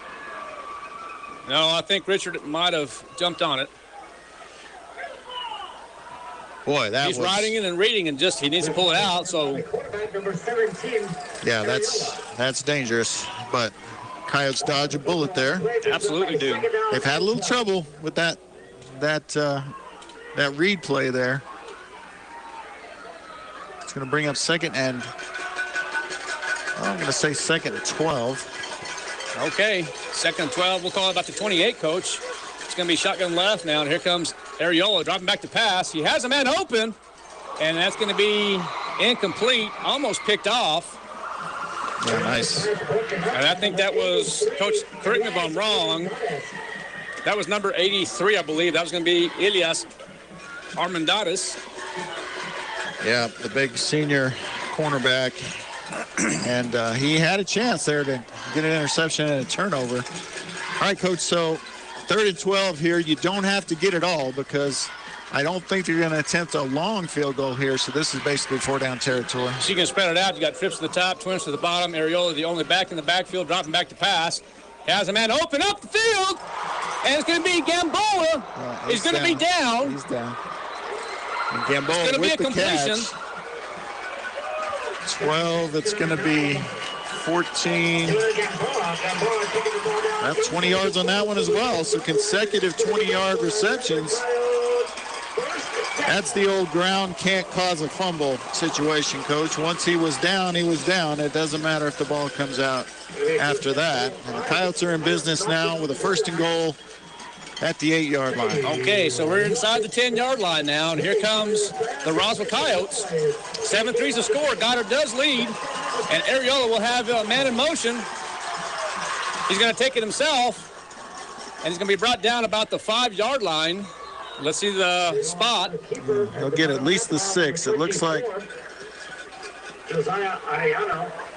See if they give him 2 or 3. Right. We're going to give him just 2. Okay, so it's going to be 2nd and 6. Coach, do you see a field goal here if they don't get in the end zone? And... No, sir, I don't. I think you go for it one way or another. That's just me. You're in the quarter playoffs right now. Quarterfinals, and there's going to be a timeout. Coach, real quick, I just want to throw a couple of shout-outs real quick. We're having this contest, as you know. I got a text message here from Eagle, Boise, Idaho. Former classmate of mine. I believe she's currently a doctor now. Miss Darcy Porty. Played a little volleyball back in the day. She wants to give a shout out to the RHS Coyotes. Shout out to the class of 1992, the best class they've had in a long time, Coach. Well, hey, that's awesome. That's still not main distance, though, Coach. Yeah, that's true. So, hey, nice to hear from you, Darcy. I hope you're doing well up there in Idaho. And Emma, you're still winning. Bangor, Maine. So, Coach, right here, you're 2nd and 6. The Coyotes down by 4. You have 6 minutes and 44 seconds remaining in the 3rd quarter. What do you think the commander-in-chief is thinking about right now? Well, he's thinking he's got 3 downs to score, so he's got a lot of options here. He's going to pick a play he likes, a play that Rich is comfortable with. I don't expect any kind of a read play here. I think it's just going to be, something pretty straightforward. We'll see what happens here. You got Jonah in the backfield by himself. And here comes Gamboa. He's going to get about half of it. About 3, we'll say. So it's going to be 3rd down and 3 now. Okay, Coach. In this situation here, I still think that. Well, let's just say right here, we're going to focus on 3rd and 3. We score here. I still think you go for it on 4th down. Well, I do too at this distance. But I'll tell you what, I would like to see an option play here. I'd like to see you let Rich roll out and either try to score himself or if somebody's open in the end zone. Well, let's just go ahead and get back to Gamboa, and Gamboa will get in there. There's motion, and there's Gamboa. He's on his feet, and boy, he's going to gain about 1. Let's see the spot of the ball. It's going to be a 4th down situation for the Roswell Coyotes. Yeah, Coach, I'm not sure they're going to give him 1. Well, you go for it here. I just don't see Peyton Kennard. I don't see him getting ready for the field goal. No, you got to go for this, Coach. And it's early to middle of the 3rd quarter. You are down 4. Field goal doesn't catch you up. Okay, everybody's on their feet here at the Wool Bowl. 4th and 3. Pass. And Ariola's under pressure. And there's a pass, and that's going to be picked off in the end zone. And, Coach, that's, other than a pick 6, that's the worst thing that can happen right there because they're going to get the ball out to the 20 now instead of being down at their own 3, and you have a chance to get a safety. Rich couldn't run it in there, so he had to try to score somehow, and he threw the ball into coverage. Either you throw it out or you run. Yeah, I think he was in the process of. Okay, so the Goddard Rockets dodge a bullet as they get an interception in the end zone. And here comes Vega, the quarterback now, for Goddard. No, he handed it off. And he hands that ball off. Faked us out. Well, I think that was Franzo, I believe. Tackled by 66, Severance. 7-3 is the score. Goddard does lead. There's 5 minutes left in the third quarter. And Vega still the quarterback. A lot of ball to still be played, Coach. Yeah, 7, 8 yards on that first down carry. And this looks like almost tackle for loss. And now he's going to get close to first down yardage. That's going to be James Vega carrying the ball for Goddard. He's going to be close to the first down. For the Rockets, number 14, they're going to give it to him. Over the right side. Another shout out quickly to Miss Cheryl Biza Dillon, class of 1992, Coach. That's exactly right. And Cabrales with another tackle there. Do we have a penalty? Oh, we have an injured player. Have an injured player, so, okay, well, hopefully they can take care of the injured player for Goddard. Yeah, it is a Goddard player that's down. It's hard to tell from our angle because both teams wearing white pants, but... Well, Coach, the people that are listening again, the score is 7-3. The Roswell Coyotes do trail here with 4 minutes and 40 seconds remaining in the third quarter. We have a trivia question here for... Yeah, let's get the answer, Coach. Well, let's wait just a little longer. Well, all right. Let's wait till the fourth quarter before we do that. But let's get some more text messages here. Who kicked the longest field goal in Roswell High School history? And then we'll break it down. We'll go with some multiple choice here if we have to, Coach, but... we have a few names, but I can tell you the longest field goal in Roswell High history. Well, we'll wait. I'm kind of curious to tell everybody about this, but I want to know the name, the place, and the team. Did you get a number, Coach, of the injured? I didn't, actually. Might have been. No, I'm just not sure.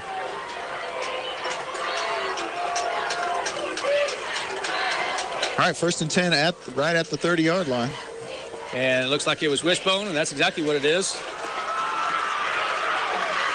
And Elijah Romero. Another good first down carry for Goddard. They get 7 on first down this time.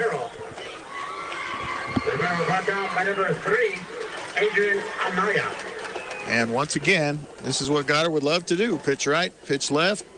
Move the ball down the field. They've got a lead. It's a slim lead, but it's a lead. And they'd like to use the clock. Just under 4 minutes left here in the third. Kyle's moved the ball right down the field, but just couldn't get anything out of it at the end as they fail on 4th and goal. Okay, so it's 2nd and 3rd from the 37. And here comes Vega. Vega is just going to be a quarterback follow. And, he fumbles the ball. It's going to be covered by the Coyotes. Covered by the Coyotes. And it's Vernon Molinar who got on the ball. I don't know who stripped it out, but it's Molinar with the fumble recovery. And that could be the break the Coyotes need to get Big Mo going in their way. Okay, now, Coach, here's the thing. It's going to be 1st and 10 from the 35. Now, like I said, we're in quarterfinal action right now. It's a must score for the Coyotes. Now I think you kick the rock if you get in a 4th down situation. Really? I'm just saying. Because now, Ariola is going to be in shotgun. He's going to hand that off to... No, it's going to be Bryce Sanchez. Get 1, maybe 2. Okay, another name, a 1991 graduate and an administrator in Los Lunas, friend of ours, Mr. Eliseo Aguirre. But another name, we'll announce that here in just a moment. Okay, 2nd down and 9 for Roswell High School. Ariola, shotgun left. He's rolling out left, and there's the blitz. Oh, it's caught. Yep, that's Eli Lynn, Coach. Eli Lynn with the reception. 1st down for the Roswell Coyotes. That's clutch. 11-yard catch for Eli. That is going to result in a 1st down. So clutch play there by the sophomore, Eli Lynn. Had Jonah there too, but he passes it a little deeper downfield to Eli and a nice catch. Okay, so 1st and 10 from the 23. It's handed off, but there's a flag, and it looks like it's going to be a hold on the Roswell Coyotes, and Coach Lynn is not happy. Shout out to Fabian Romero, another former Roswell Coyote. Oh, another name just came to mind, and Coach, we'll talk about that in a moment. They called the penalty is for unsportsmanlike on the bench. Unsportsmanlike on who? Oh, just the warning to keep people back. That's all the flag was for, is the warning to keep the players behind the white line. So it won't affect the down and distance here. So it is going to remain 2nd and 5 after the carry by, was that Bryce? Yes, it was. 2nd and 5 from the 18. We're approaching the 2-minute mark in the 3rd quarter. Twins to the top. Tied in down here to the bottom. And there's Bryce again. Yeah, and he will maybe get a yard. Maybe. Well, it's going to bring up a 3rd down situation now for the Roswell Coyotes. I think you spread it out right here, Coach, and see what Richard Ariello can do here. Sure, but again, you think kick from here? No, I don't think from here just yet, Coach. I think you still have that opportunity. This would be about a 34-yarder. I think you go ahead and get at least 4 more if you can. We'll get the 1st down if possible. Of course. Oh, nice play. Oh, no, there it is on the 10-yard line. And that's going to be Seabass down about the 6. So the Coyotes now striking. We're inside the 10. He's going to be brought down about the 6-yard line. That's correct. So Seabass with the 12-yard carry on the little counter inside play. All right, now 1st down for the Roswell Coyotes. We're inside the 10-yard line. Motion. And here's Jonah Gamboa as he goes forward. Okay. So Jonah, I think we can give Jonah 4 on that. It's going to bring up 2nd and goal from the 3. 7-3 is the score. We're approaching 40 seconds remaining in this 3rd quarter. Oh, wow. What a game. Trying to score for the other semifinal being played right now. Yeah, Coach, that'd be great. I really wish I could go up to Albuquerque with you tonight, but I'm going to go on the 3rd weekend in a row for another deer hunt. So here it is, 7-3. Ariola, the quarterback, motion again. And, oh, wow, Goddard's defense is really just doing a good job as Sebastian Mendoza is taken down about the 3-yard line. Yeah, no gain for Seabass on that one. They're going to say it's a loss. And that is going to be the quarter. That's the quarter, Coach. That is going to be a loss, Coach. All right, well, let's do this, Coach. Take a break. The Coyotes trail 7-3. That's the end of the 3rd quarter. You're listening and watching to KSOPTV.com and 106.5 Roswell's Top FM. There's never a bad time to break out a bag of La Poblanita Party Tostadas at home, the office, in the club, wherever. Parties happen with La Poblanita Party Tostadas, the perfect crunch, seasoned just right and ready to get the party started. It's the dippable chip that bites back, the chips that make bland salsas better. Grab a bag of La Poblanita Party Tostadas at your local grocery store across all of southeastern New Mexico and take the party up a notch with La Poblanita Party Tostadas. They're all that and a bag of chips.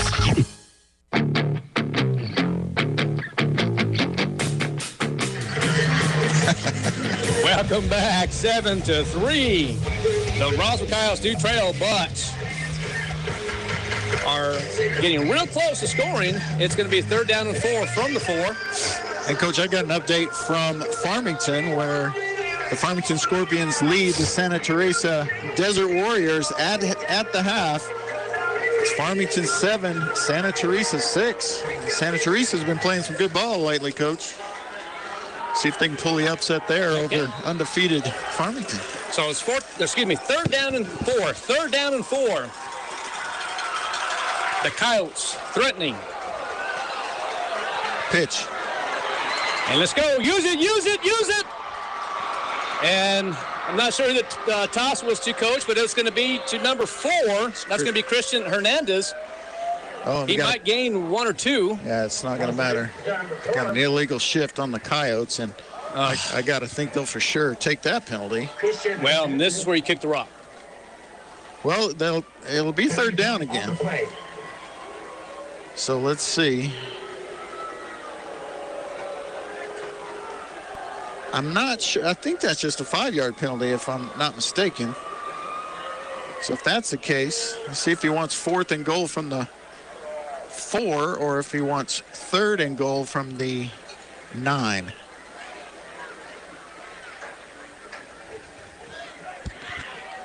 Decision time for Goddard. Really? I mean, which would you take there? Well, Coach? explain that scenario again. I'm sorry. 4th and goal from the 4, or 3rd and goal from the 9. Oh. The offense had to be -5. Put the ball back at the 9-yard line. Well, and repeat the 3rd down. They're going to go for the 3rd down. Boy, I'm not sure. I'd be real tempted to take 4th and goal at the 4. I think I would have taken the 4th down. That's a tough call. That's a really tough call. It's a gamble here, so it's going to be 3rd down and 9. But now it's pass, I think, Coach.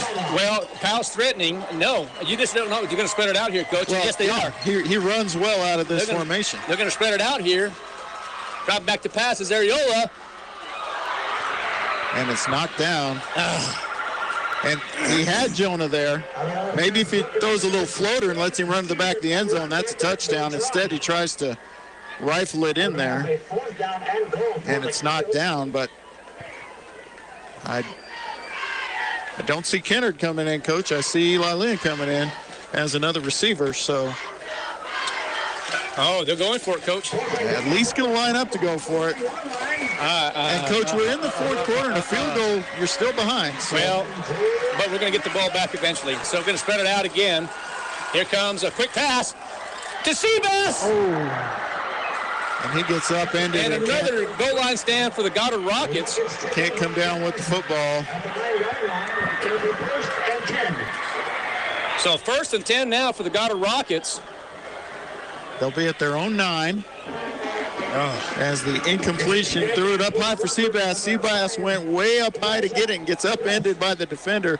Really no chance to come down with that football, Coach. And as you said, another goal line stand. Coach, I still like the call. I think maybe you float that one to the corner is maybe a little bit higher percentage. He had Gamboa open on the previous play. I like the aggressiveness, and now you're going to ask your defense to get a stop, and they can't. Well, it's going to be, 7-3, 11:45 remaining in the ball game. Plenty of ball game to play, but we're going to have to play smart. We're going to have to play aggressive. We're going to have to eliminate the penalties. Well, that's a good start there because I believe that's going to be a tackle for loss, and didn't see who was. On the carry for the see if they get it from the public address. They're going to say no gain.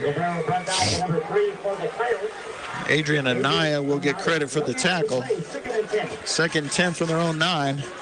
Okay, I'm trying to see down here. Is this Nunez? That's Diego Nunez. No, it's not. It's going to be number 8. They have not targeted Nunez. And there's that option again.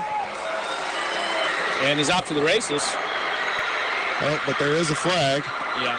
We'll see where the penalty occurred. So James Torres taking advantage of the option there. It's going to be a holding penalty, it looks like. Well, he's not indicating. Yeah, it's going to be holding on the offense. So we'll see where the hold takes place. I don't see the flag on the field, do you? Yeah, I did, Coach. I saw it down there here. It is, right? The flag was thrown at the 20. So, Coach, this is going to be one of those do-overs. Because that's exactly what it is. The hold occurred 11 yards downfield. You get a 10-yard penalty, so they're, essentially that's a 1-yard gain. 1-yard difference, but it'll still be 2nd down. So either way, it's a big break for the Coyotes because they did have the long run there get negated. 2nd and 9 from the 10. I still watch out pass for just a second here. Going to run it inside and swallowed up by the Coyotes. They're going to get maybe 3. 3 is right, maybe 4. Jeff Land trying to get the crowd up. And this is a big third down football game, Coach. There will definitely be a punting situation. I think almost any down and distance is punting situation here if they can hold them here on 3rd and 5. 3rd and 5 from the 14 now. Vega still the quarterback. He is under center. Inside handoff, he won't get it. No, he won't. Maybe. The defense comes through again. Okay, now it brings up the 4th down. And Coach, there's no question. You can't go for this. You got to be real careful with this because now you're in a 4th down and 3 situation here. You have to watch. You're going to have to watch. Yeah. Don't jump. Don't jump. Whatever you do, don't jump. I don't think you have to worry about any kind of fake. Got an update. 14-6. Farmington now leads Santa Teresa with 3:25 in the 3rd. And short kick will not be handled by anybody. You say it was a short kick, but it was really a pretty effective kick for Goddard. And the reason, Coach, I tell you about this here is on a 4th and 3 situation, we used to have a punter by the name of Joe Martinez, number 41, that would read the field, and if he had an open spot, even if it was at the 10, would take off running. Is that right? And he was here with us just now. He came and gave us a hug. That's risky. But he's a bull. He's real hard to take down. Okay, so it's going to be 1st and 10 from the 41. Kyle's ball. 7-3 is the score. 9:13 remaining in the ball game. Winner advances. Loser goes home. Ball's going to be handed off to Gamboa for a gain of 6. It looks like they're going to be 5, so it's going to be 2nd and 5. So +5 for Gamboa. Areola directing the offense here for the Coyotes, the senior captain quarterback. Seabass in motion, handed off again. This time it was given to Bryce Sanchez. That might be +2. Maybe just 1. It's going to bring up 3rd and 4. From the 47. Coach, I try to draw him off right here on 3rd down. Well, right here is just a good time to start passing, Coach. You got a tight trip. So there it is. There it is. That's 1st down. 1st down. Good call, partner. Goddard comes across and makes contact. Good call. And Rick earns himself a 1st down by a penalty, and that is timely. And just to know, no reason not to try it, but. So it's going to be 1st and 10 now from the 48. What a contest this has been, Coach. Yeah, just like we expected. Knockdown, drag out, all those sayings you say about a football game like this. Areola trying to get some direction again from Lynn. It's going to be handed off. Oh, again, almost. Coach, I see what Areola's reading there. Hands it off to Sanchez. He's going to lose a couple. Yeah, and the Coyotes just weren't set on that play. They had a player come in late, barely got set, and then, like you said, the read. Got to pull it a little quicker, Coach. Well, I'm just not sure I would keep calling that play tonight, anyway. Well, 7-3 is the score. If you're just now tuning in to 106.5 Roswell's Talk FM. Kyle's trailed by 4. And he has a man open. Eli Lynn with the catch. And he's going to be short by 1. Areola led, of course, but an excellent catch by Eli Lynn. Yeah, had to go way up and get that one. He really did. And it didn't allow him to get many yards after the catch, maybe just 1. If he doesn't have to stretch out and jump up and get that ball, he'll have the 1st down easy. Instead, it's going to be 3rd and 2. So 3rd and 2 it is. Areola under center. We will have motion. And Areola is going to be close to, he does have a 1st down, but pops the ball up, and it's going to be Goddard's ball.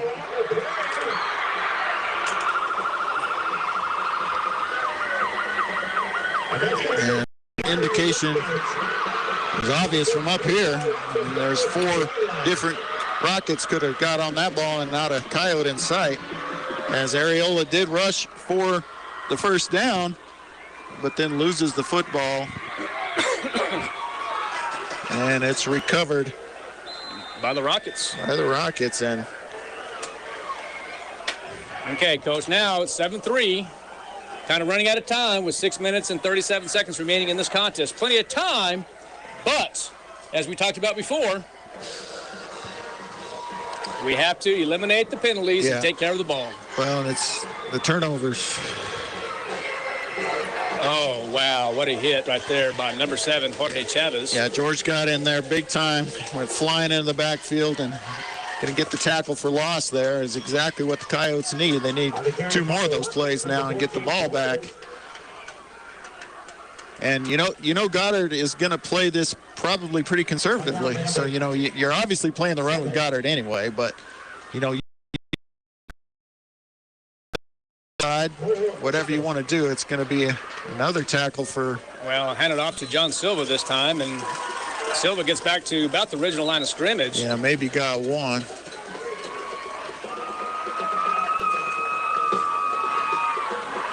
And Coach... You're exactly right. I mean, we're running out of time. We are. Jorge Gomez, I'm sorry, on that one. Said... So it's going to bring up 3rd and long, 3rd and 10. 3rd and 10, a little more than 10. And Coyotes can get the ball right back if they can get a stop right here. Vega dropping back to pass. There's a swing pass, and it's going to be incomplete. Pass intended for John Silva. No hankies on the field, so that's going to bring up punt situation. And just like that, Coach, almost no time goes off. Well, maybe about a minute. Went off on those 3 plays. Clock is stopped now on the incompletion. And again, we still have to be careful here. I mean, you're in this quarterfinal match, crosstown rivalry. You never know what's going to happen. You just don't. You never do, but I just don't see the backup punter doing anything but punt right here.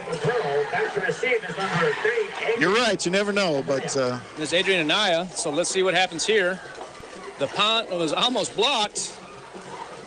Oh. Coach, we got to quit running under punts when we're not trying to catch them. Oh, my gosh. But it's going to be a... First down. Yeah, it's only a 25-yard punt. Yep, 25. And no return, and the Coyotes will have the ball at their own 40, decent field position. If they can go down and punch it in the end zone. Well... You're right, and we'll talk here in just a minute. Plenty of time. There's plenty of time, but we have to take care of the ball, Coach, eliminate the penalties, and we'll have a chance. Ariola, the quarterback, 1st and 10, hands that ball off to Bryce Sanchez. Sanchez is going nowhere, maybe a loss of 1. I think they're going to give him progress. Okay. Coach, I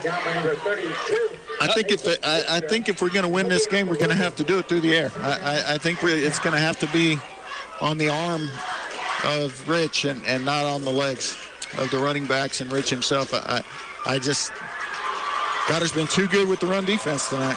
Absolutely have, Coach. 2nd down and 10 from the 40. Ariola will send a man in motion. And there's Eli Lynn again. He's open. And another interception by Ariola. And that one might go all the way.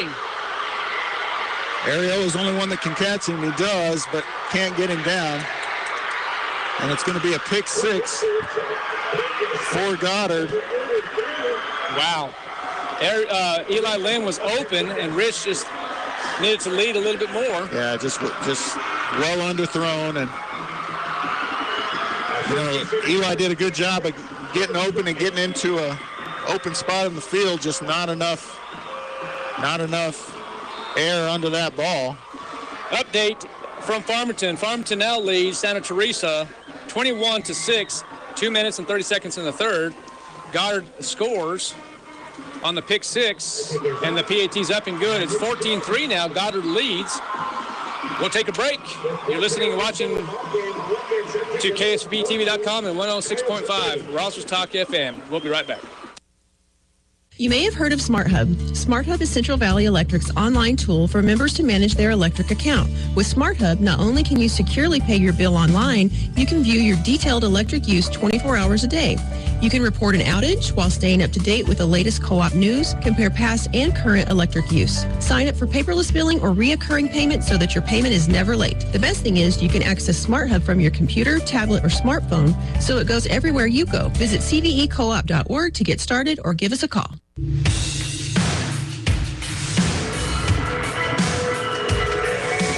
Kyle's trail 14-3 in the quarterfinals.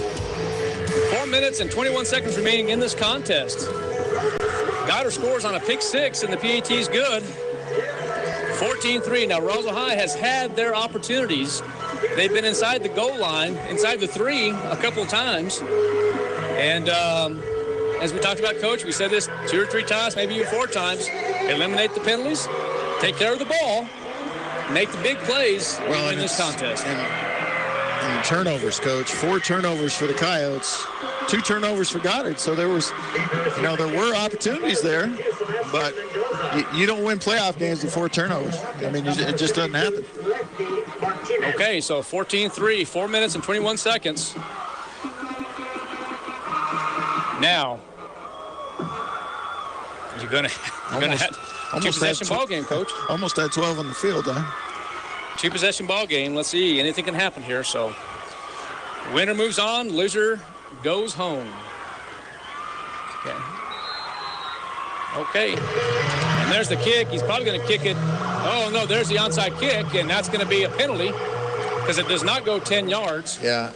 And guess that helps. Coach, that's a big break for Roswell High. For Roswell. I mean, our return game has not been effective at all this year. We have no long return. I think our longest return of the year is something like 30 yards. So to try an onside kick there, I don't get that at all. That's all you've done is you've given the Coyotes the ball in your territory when you could have just kicked it deep on Lefty's big leg. He already kicked a touchback earlier in the game. Well, that ball just spun like this. Yeah, I mean, that's a very strange decision. Well, we have to capitalize this drive, Coach. 4 minutes and 21 seconds. Well, you got to score, and you got to score relatively quick, so you got to get the ball back. Okay, so the Coyotes trying to get set here. Spread offense, trips to the top, twins to the bottom, and another timeout. No. All right, Coach, we'll stay here. Is it a delay game? Yeah, it's not a timeout, it's a delay. So, Coach, let's talk a little bit here. We're here in the fourth quarter. The question of the game. Okay, well, we'll wait here. I thought that was. We'll wait.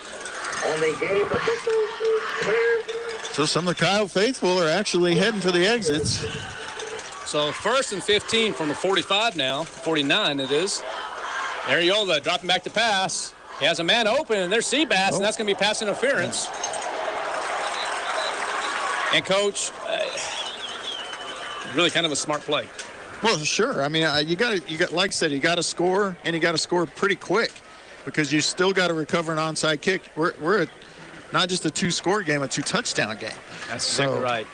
All right, I got to get this out of my system. The question of the game was, or is, who kicked the longest field goal in Roswell High history, and who was it against, and what year? All right, and the Coach, they're scooting us back. Did anybody? What are we doing? Oh, okay. So we have 4 options. Was it in 1991, Eliseo Aguirre, Clinton Grayhouse, Cal Nunley, or James Aho?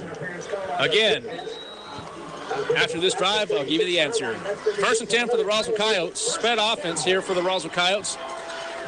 Ariola, the quarterback, dropping back to pass. Has a man open. And in and out of the hands, it looks like Seabass. Yeah, trying Seabass again. And, Seabass, good athlete. He got the speed, obviously, and he can also jump a little bit. So, all right, Coach, the answer is Cal Nunley in 1993. And you know who that was against? I do not. That was against Lubbock Monterey. All right. Here at the Wool Bowl. 2nd down and 10 from the 36. Ariola dropping back to pass. Under pressure a bit. And see if he's going to run it. He's got to be one man here, and he does. Now he can unload it. Oh, and that's going to be an incomplete pass. It's not a fumble. It's out of bounds either way. Let's see. Yeah, they are indicating incomplete pass. He's open, Coach. We have guys open. So that will stop the clock. Just Rich couldn't find a window to get rid of the football because of the pressure there. And they'll have 2 more shots at it. Well, and unless they hard. Get a first down. It's hard when you're rolling out to the left, and I used to love it, but rolling out to the left is real hard to do. Oh, sure, for the right-handed quarterback. Yeah. So that answer was a 51-yard field goal by Cal Nunley in 1993. Cal Nunley against Lubbock Monterey here at the Wool Bowl. Coyotes won that game, by the way. Okay, 3rd and 10 from the 36. 3 minutes and 55 seconds remaining in the contest. Coyotes trail 14-3. Coyotes will go back into a spread offense. Ariola will be the only back in the backfield. Something has to happen big right here. The snap is low. And he gets it. And that's Manny Segala, and he will get 2 yards. So a 2-yard completion to Segala will bring up 4th down. Okay, 4th and 8, Coach. This is... Well, this is obviously the game if you don't get it. If you don't get the 8 yards. It's pretty darn close. He's going to go for more than 8, and he's got a man. And you got to keep going, and that pass was intended for Adrian and I. Incomplete pass. Coyotes. Got to turn it over on downs. Yep. So 3:16 left. And Roswell has all 3 of its timeouts, I believe. Well, 9 was open, Coach. We just got to keep running. He's got to keep running. If he keeps running, he's got a chance there. But, Coach, this is the first game that Anaya has played wide receiver all season. So, I agree. Absolutely. It's a tough ask of him. He's... Absolutely. Okay, so here it is. 1st and 10 from the 34. Goddard's ball. And that's going to be number 3. Once again, that's going to be John Silva. Yeah, and Roswell sent a guy kind of run blitzing trying to time the snap, and he got it exactly right. Just couldn't get to Silva in time. All right, Coach, so... Got our first train. That is the first train. Wow. Of the year. That kind of is not a good sign. Oh, wow. 2nd and 7 now. Just quarterback follow there. Yeah, he's going to get first down yardage. And they got an injured Rocket on the field. The injured is going to be Elijah Romero. Yeah, and they've got to call timeout here. I don't know if they'll make Goddard use one or not. Probably not with almost 3 minutes left. But Elijah Romero is down and in pain.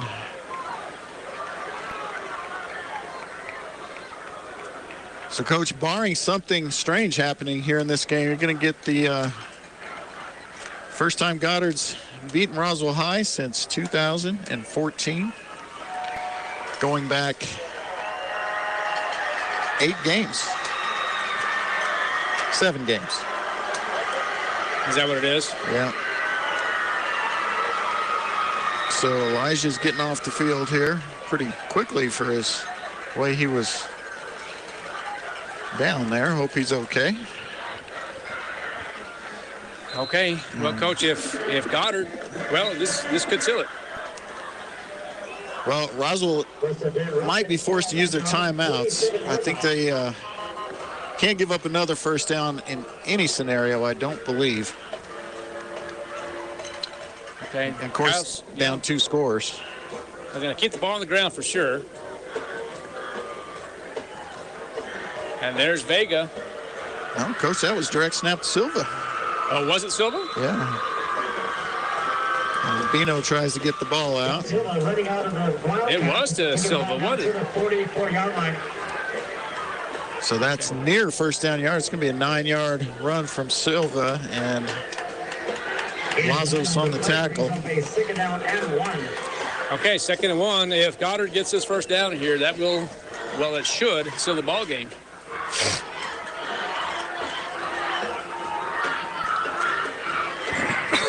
Well, what a contest this has been, and, the Coyotes really had their opportunities. They definitely did, Coach, and turnovers killed them. I mean, that's just all there is to it. You can't turn the ball over 4 times in a playoff game and expect to move on, and Rockets call a timeout. It'll be their second of the half. So, Coach, stay here.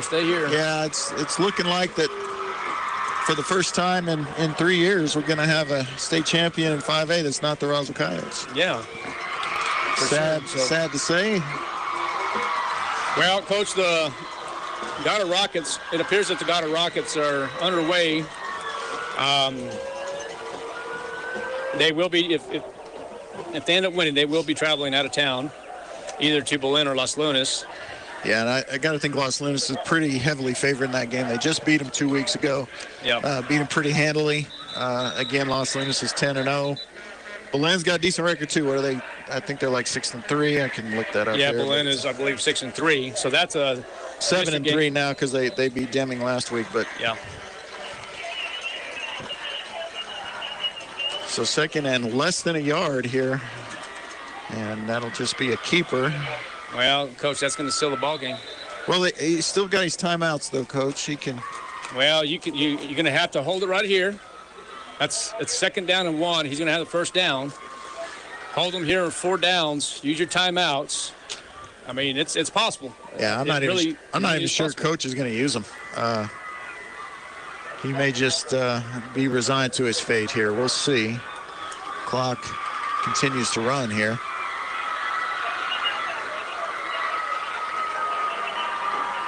I think Coach Lynn is just going to call it a season here as Goddard comes to the line with 7 on the play clock. And timeout Goddard, and that'll be their last one. Coach, I don't understand that. And he just wants to let his crowd cheer. I don't know. Well, Coach, 14-3, a minute and 11 seconds left in the ball game. It appears that the Goddard Rockets will win their first contest in 4 years. Is that what you said? 8. 8 years. 8 years. Excuse me, 8 years. Yeah, against the Roswell Coyotes. That's correct. It's going back to 2014, and that was Coach Whalen and his crew. It's his first year as a head coach. Back, I think Obama was president. And, I mean, some of these Coyote starters were in the 3rd grade last time Goddard beat us, but it looks like they're going to get us tonight. Well, win some, you lose some, Coach, and that's what happens here, especially when you're playing in the quarterfinals, crosstown rivals. Wishbone, I say it was. Tackle in the backfield by Cabrales. And there's a flag, Coach. On the carry forward, the Rockets taking the ball down to the 37. Penalty flag after the play. Well, and here's the thing, okay? I appreciate the choir here, and I don't want to really budge on this too much, your Coach. But it's 14-3. The Goddard Rockets are going to win this ball game. Let's both schools just be good sports about this and just go on and hopefully at the conclusion of this ball game, things are done professionally and make sure everybody maintains good sportsmanship. Yeah, I'll be shocked if that's not the case, Coach. It's been one of those years for the Coyotes. I mean, they know how to lose, and they know how to lose the right way. This is going to be their 6th loss of the season. Right. I mean, this is nothing. But Coach Lynn isn't even calling timeouts here. He's just resigning the fact that they got us. Some days they get you, and Coyotes will continue to play hard, but they're not trying to extend the game at this point. Yeah, we just got to be smart, be careful, and good luck Good luck to the Goddard Rockets in the next round. That's right. Whether it's in Los Lunas or in Berlin. Well, it's in that district, so. And they won't have to run another play, and Coach Lynn is already past midfield to congratulate and runs over the official. And shakes the hand of Goddard coaching staff, and that will do it. The gun is not sounded, but the game is over. Well, the Roswell Coyotes fall in the quarterfinal. Coach, let's take a timeout. We'll be back here in just a moment. You're listening and watching KSBTV.com and 106.5 Roswell Talk FM. We'll be right back. This is John. Hey, my name is John Jackson. He's not some actor. He's a steward of the land with a John Deere 3 Series tractor and a PTO Quick Connect that hooks up rear implements with a single click. John runs with us because to him, there's nothing more important than connecting with the land. Nothing runs like a Deere. Hear John's story at Deere.com. Stop by Pecos Valley Equipment in Artesia and Roswell, or visit us online at pecosvalleyequipment.com. Have you noticed the days are getting shorter? This is Jim Gill from Roswell Seed Company. I know it's kind of hard to tell, but we're on the downhill side of the year, so every day is a couple of minutes shorter than the one before, even though your plants need plenty of food and water to keep them healthy. Like those globe willows that are turning yellow. A good dose of the right fertilizer will make them bright green again. No matter what the problems you're having, we probably have a cure at Roswell Seed Company, but come see us soon, because winter's coming, you know. There's never a bad time to break out a bag of La Poblanita party tostadas at home, the office, in the club, wherever. Parties happen with La Poblanita party tostadas, the perfect crunch, seasoned just right and ready to get the party started. It's the dippable chip that bites back, the chips that make bland salsas better. Grab a bag of La Poblanita party tostadas at your local grocery store across all of southeastern New Mexico and take the party up a notch with La Poblanita party tostadas. They're all that and a bag of chips. Welcome back to Roswell High School football. The Roswell Coyotes, we fall 14-3 in the quarterfinals to the Goddard Rockets. What a game it was. The Roswell Coyotes had their opportunities, but we'll talk to that here in just a moment, Coach. Let's talk a little stats. Sure, Coach. We'll start special teams. Peyton Kenner, 27-yard field goal. He had a punt of 38 yards. A 5-yard punt return from Adrian Anaya and an 11-yard kickoff return from Sebastian Mendoza. The Coyotes are led on defense by Miguel Cabrales, who had a game-high 7 tackles, one of those for a loss, followed by Jeff Irish with 4. Adrian Anaya also chipped in 4. George Chavis added 3. 2 tackles each from Aire Lucero and Nathaniel Sovereigns. 1 tackle each from Verna Molinar, Marcos Tarin, Cheeto Lomelli, Jorge Gomez, and Gonzalo Garcia. 1 interception on the day for Adrian Anaya and a fumble recovery from Verna Molinar. Offensively, passing, Richard Areola was 10 of 16 for 93 yards and 2 interceptions. Sebastian Mendoza had 1 catch for -4 yards. Eli Lynn, 2 catches for a total of 20. Manny Segala, 2 catches for a total of 10 yards. And leading receiver was Jonah Gamboa, who had 4 catches for 63 yards. And on the ground, Jonah Gamboa also led the Coyotes in rushing yards. He had 9 carries for 55. Christian Hernandez had 1 carry for 2. Sebastian Mendoza, 4 carries for 15. Richard Areola, 8 carries for 24, and Bryce Sanchez, 14 carries for 40 yards, and that's the stats for the season, Coach. Coach, the Roswell Coyotes, we fall in the quarterfinals 14-3 to the Goddard Rockets. The Rockets will advance to the semifinals. They will be taking on the winner of number 7 Belen and number 2 Los Lunas. That game will be out of town regardless due to history. It's always, again, Coach, you always expect it to win, but here's the thing. It's going to be chaotic when all the traffic, so we just got a couple minutes anyway to talk. But let's talk about these seniors, Coach. We've talked about this before in volleyball and different sports. The Roswell Coyotes, their heads are, as expected, a little bit down after a loss, but, they'll pick their heads up and get ready to start rocking and rolling here soon. But what would Coach Lynn and his coaching staff say to the seniors right now? Well, he's going to thank him. He's going to thank him for all their hard work, for how they played, not only this season and tonight, but for their whole careers. And some really, really good and special seniors out here tonight. Obviously, Rich Areola coming in and playing quarterback all year long and just improved all season long. Can't say enough about that young man. He's a great kid on the football field. He's a better kid off the football field. Defensively, this team surprised me all year long, going all the way through, even tonight, Coach.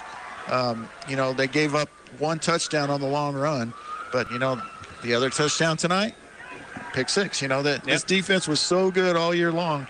And the good thing going forward is that, there's a lot of underclassmen on that defense. But I do want to acknowledge Miguel Cabrales because, man, I loved watching that kid play this year. And he's one of those seniors. Jonah Gamboa, who, did everything he could for us tonight, had a great season as well. Gonzalo Garcia. Who else? Just looking at our seniors here.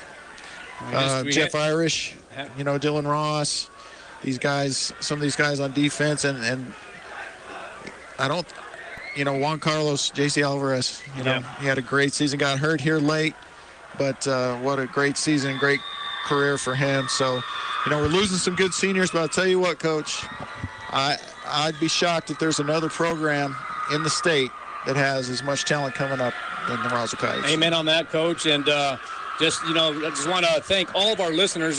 Just a last shout out before we kind of close this out. Just a shout out to a friend of mine, Mr. Donnell Hunter. Quick recoveries. Man, we love you down here, man. Just get better, man. We want to see you soon, and just best wishes to you.